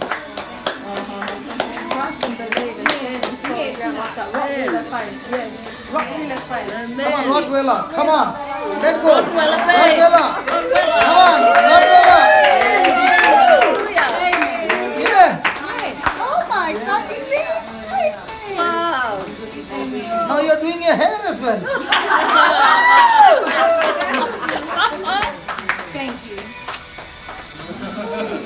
Thank everybody. Yes, thank you. Yes, thank you. Yes. So let go your hand. Jesus. Wow. Yes. What's that song, Lord, you lift me up? There's a song, no? Can you put that song? Can you put that song, Lord, you lift me up? On eagle's wings. Yes, here. Lord, I'll lift you up in your name. No. Oh, Lord, you lift me up. Oh God. No. No. She's strong. Yes. Keep saying, Jesus, you are the strength of my life. Yes, thank you. Jesus, you are the strength of my life. Jesus, you are the strength of my life. Listen, I'm here. Okay? Jesus, Jesus, you are the strength of my life. strengthen my life. So that I can stand on mountains. What is that song? On eagle's wings. On eagle's wings. On eagle's No. That I can stand on mountains. Oh, is that the eagle's wings? On eagle's wings. Yeah, on eagle's wings. That song is Eagle's Wings. Yeah, it's called Eagle's Wings. Okay. Just for the other cousin, she has to go back to work. Okay. Oh, but you can still stay. She really wants a bike. Loving Father, we thank you, we praise you for a precious sister who has given us this place to share the word. Lord, like Peter gave his boat for you to preach, and then you asked him to cast the net into deep sea, and the nets began to tear. There was so much of fish. In the same way, Lord, I thank you that as she has given this boat of her to proclaim the gospel, I thank you, Lord, that her ship is full of fishes, full of resources, that there is nothing lacking in her life. Thank you for blessing her spouse and everyone, oh Lord, in the family, that there is nothing lacking in her life. And I thank you, I praise you for your anointing that removes the burden and destroys the yoke of the enemy. Father, we are all blessed by this place, and we in turn bless her and bless her generations. In Jesus' mighty name. Amen. Hallelujah. Amen. Thank you. Thank you, Sam. Yes. बंद करेगा क्या? Praise God. Okay. Praise God. Any more healings? Anybody wants healings? Yes. Come. Austin. Thank you.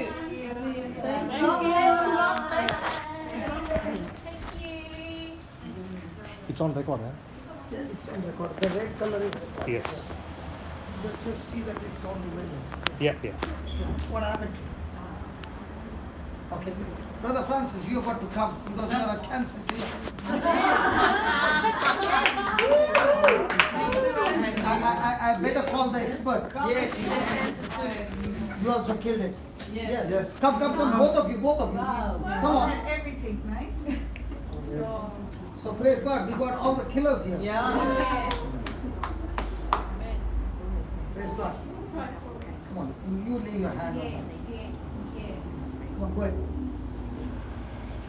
Say the prayer, sister, brother.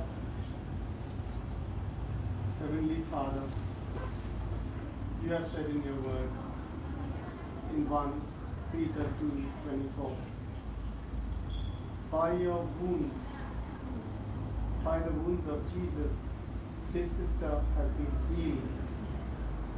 Yes, Lord. And you have also told us in Mark 11:23, when you speak to the mountain and tell the mountain to get out, and when you believe in your heart, yes, I will take that mountain and throw it into the ocean. Right now, I'm speaking to this mountain. I'm speaking to this cancer. Oh, yes. And in the name of Jesus, Oh yes. I am commanding it to move out of her body right now. In the name of In Jesus. the name of Jesus. Amen. Get out of her body. Amen. In the name of Jesus, get out right now. Right now. You are out of her body. Thank you, Lord, for coming right now and creating this operation and recreating all her cells, making them afresh, making each and every blood cell new with your precious blood, Lord Jesus. Oh, praise the Lord. Renewing her, Lord Jesus, giving her a new life in you, Lord Jesus. Thank you, Lord. She has been relieved of this bondage because she knows the truth. And she believes in her heart that she has been set free. Hallelujah. Hallelujah, Lord. With this, you have given her a new life, and we believe she is free. She is living a new life in you, with a new body given to her, with all the cells being recreated and functioning normally as the way our Creator made it to function. Amen. And we thank you, Lord, and we praise you, Lord, for this mighty, mighty healing for her.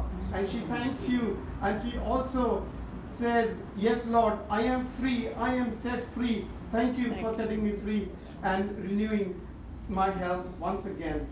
Thank you, Jesus. In your glorious name, we claim this healing, and we thank you and we praise you for this mighty healing. Thank you, Jesus. Praise you, Jesus. Hallelujah. Hallelujah. Praise you, Lord. Praise Hallelujah. Hallelujah. Psalm 91 says, with long life I will satisfy you. With long life I will satisfy you and show you my salvation. So God bless you for the long, healthy, anointed. Nothing broken, nothing missing in your life. In Jesus' name. Amen. Amen. Amen. Praise God. When the killers come together, we can kill them. One more, brother. Yeah, come. It's not necessary only we can do it. Anyone can move up and come up, and with brother, in faith, you can kill this. You can destroy. Yeah, go on. You're so excited to kill her. I need the bad one. Praise God. What about you? Okay, we'll fix that. We'll first finish. What about you? Cancer. Let's kill the cancer. Yes. Go ahead. You pray. Okay, Father, in the name of Jesus, thank you for the anointing that removes the burden and destroys the yoke of the devil. Thank you, Lord, that you have given power and authority to trample down snakes and scorpions and to overcome all the powers of the enemy. Thank you, Lord. Thank you that you said, all those who believe in you, they shall cast out demons, they shall lay hands on the sick, and they shall recover. So, Father, we come into agreement. I and this sister, we agree right now. The word says, where 2 or 3 agree anything on earth, my Father in heaven will do it for you. So we come into agreement, O Lord, as we lay our hands along with all the others. Our hands are anointed, and the anointed hands flows your anointing, your power that created the heavens and the earth. The same resurrection power that raised Jesus from the dead. That same resurrection power flows into his body, destroying the cancer from the root and burning that cancer with the holy fire. Holy fire, holy fire, holy fire. And Lord, I thank you that every organ in his body has received your life, that you came to give in abundance. And through this new life, oh Lord, my brother's body is completely made new, completely made new. And Lord, thank you that you have set him free in the name of Jesus. Amen. Amen. Amen. Yes. Yeah. So don't worry. Lots of pain too. You got a lot of pain? Okay.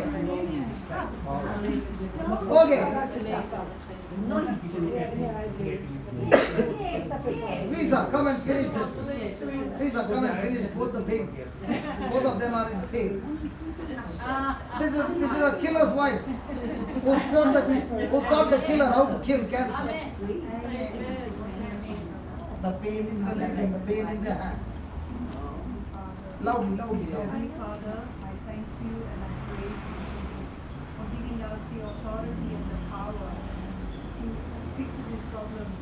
Father God, I come before you with your word that you have given us to speak to the mountain. I speak to this mountain, the pain. I speak to you. Get out of this sister's body right now. In the name of Jesus, I cast you and I bind you out of this body. In Jesus' name. Amen. Amen. Jesus, thank you, Lord, for this healing, Lord Jesus. Yes, Lord. In Psalm 22:14, all your bones were out of joint, Jesus, so that these sisters have no pain in their bones. I speak to these problems. out from the body in Jesus' name. Thank you, Lord. Thank you, Lord. Your power is flowing into this body. Thank you, Jesus. Yes, Lord. Your life is flowing into them right now as I speak your word, Lord Jesus. Your word that sets us free, Lord Jesus. I thank you, Lord. I praise you, Lord, for this healing, Lord Jesus. I thank you, Lord. Praise you, Lord. Hallelujah, Lord. Thank you, Lord. Praise you, Lord. Praise you, Lord. Praise you, Lord. In Jesus' name. Up and down, up and down. Hallelujah. Oh yeah, oh yeah. Yes, oh It's yes. gone. Yes, Gone. yes. And your hands. Amen. Thank you, Jesus. Yes. It's loose. Yep. Praise God. Praise God. Thank you, Amen. Jesus. Amen. Anybody else? Praise Here are the God. killers Praise the Lord. in town. The Lord has brought the killers to kill. Come on, anybody else? Any pain? Shoulder pain? Come. Sam, come and kill. Sam, come and kill. This is Sam, the killer. Go ahead. The Rottweiler. Come on, go ahead, kill it. What pain is it? Shoulder pain, feet. So the whole body. Go ahead. My right is Samantha from Sydney. Nella from Italy. To my left is from Italy, Nelia. And now comes the fight. Come on, Samantha, kill it. Come on, Samantha, kill it. Thank you, Lord. Thank you for your word, Lord. Thank you. I praise you in the name of Jesus. Pass my body, all the pain in the body. So get out right now in the name of Jesus. I decree and I release your healing power, Lord. Restored her health, restored her mind, Lord.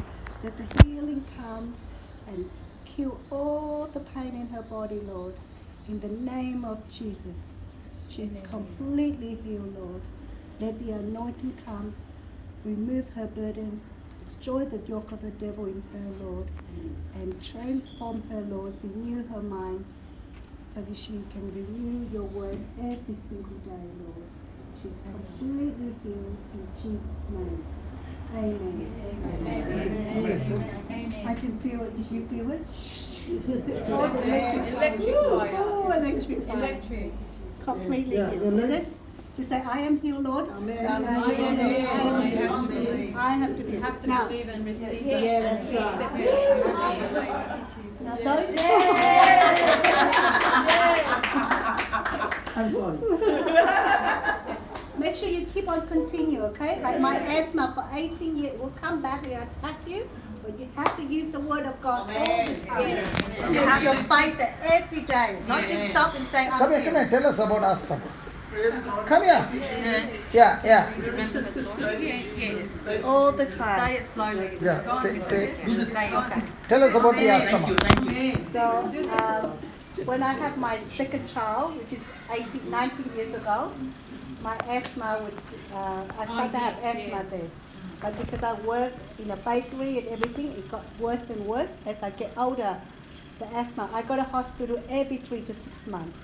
So it just, and Donald, who knew Brother Johnson, he said, you know that God can heal you? And I said, yes, I know, but I don't know how. So I went to hospital for 6 days. After that, isolated because they thought I was contagious. My lungs just collapsed because of too much fluid. Then he gave me the disc. I listened to him. First track, second track, pull the card and start crying. God just touched me then.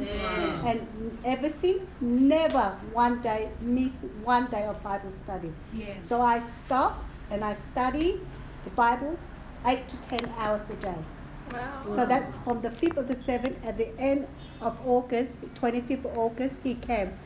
And then Donald got the message. So I went and I took 5 people with me, all Muslim. And I never met them, one of them. But anyway, so I went and I was focused on them because they got cancer. So we went for 2 days on the Sunday and I thought, okay, I got to get my lung. So I asked him to heal. So I can feel all the tingling electric. But I was such a believer, I'm so in love with God. It's like you can love him. I would tell him I would love him about 50 times a day. Like 50 times a day. Every moment is constantly, it's God. And the reason that I do it so much, because we live in this world. You cannot, I said to my husband, you cannot choose both worlds. So now I find the way of knowing how to get into God's word. It's the menu. So you have to completely transform. That's what I mean, transforming, that turn your life around. All your thinking, everything, your mouth come out, start with God. God, should I do this? God, what should I do? Help me, Lord. Give me the wisdom. That is when you're in trouble. That's what you do. But anyway, my asthma, it's come back. But then he went to Melbourne. I was so in love. My husband said, "You want to go?" So I went. I went to Melbourne. I missed my flight 5 hours. God prepared me for it. So I sat there and I studied the word. On that, only 2 months, I have the gift of tongue and the gift of the anointing of the Holy Spirit. That was in Melbourne. Yes, it was in Melbourne. It was so amazing in 2 months. And after that, I just like continued for 5 months. Just continue 10 to 8 hours so I can transform my mind constantly, everything. We book everything of this world every morning. Just empty me, Lord. Take over spirit, my mind, my body, and then you start your day. Okay? Because you cannot live in both worlds. You have to choose. And when the thoughts start to come, the negative thoughts, you say, thoughts, you get out and go to hell. I do not accept you. Yeah, accept you. So that way. So you fight with the word of God. Yes, and then you get the scripture and you fight. Lord, you're my victory. You walk with me and you're my victory. She looks like a boxer, isn't it? And every one of you, when you come and I go, Lord, it's going to be. When you look at her physically, she doesn't look like a boxer. But I tell you, the power inside her is like a Rottweiler faith. Hallelujah. Thank you, Jesus. Praise the Lord. Hallelujah. Hallelujah. So can we do the closing prayer? Come, brother. Who is going to come? Austin? Come, let's say the closing prayer.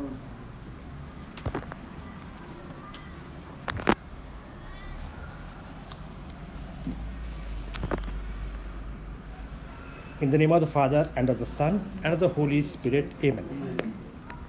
Lord Jesus, I thank you. Holy Spirit, I thank you.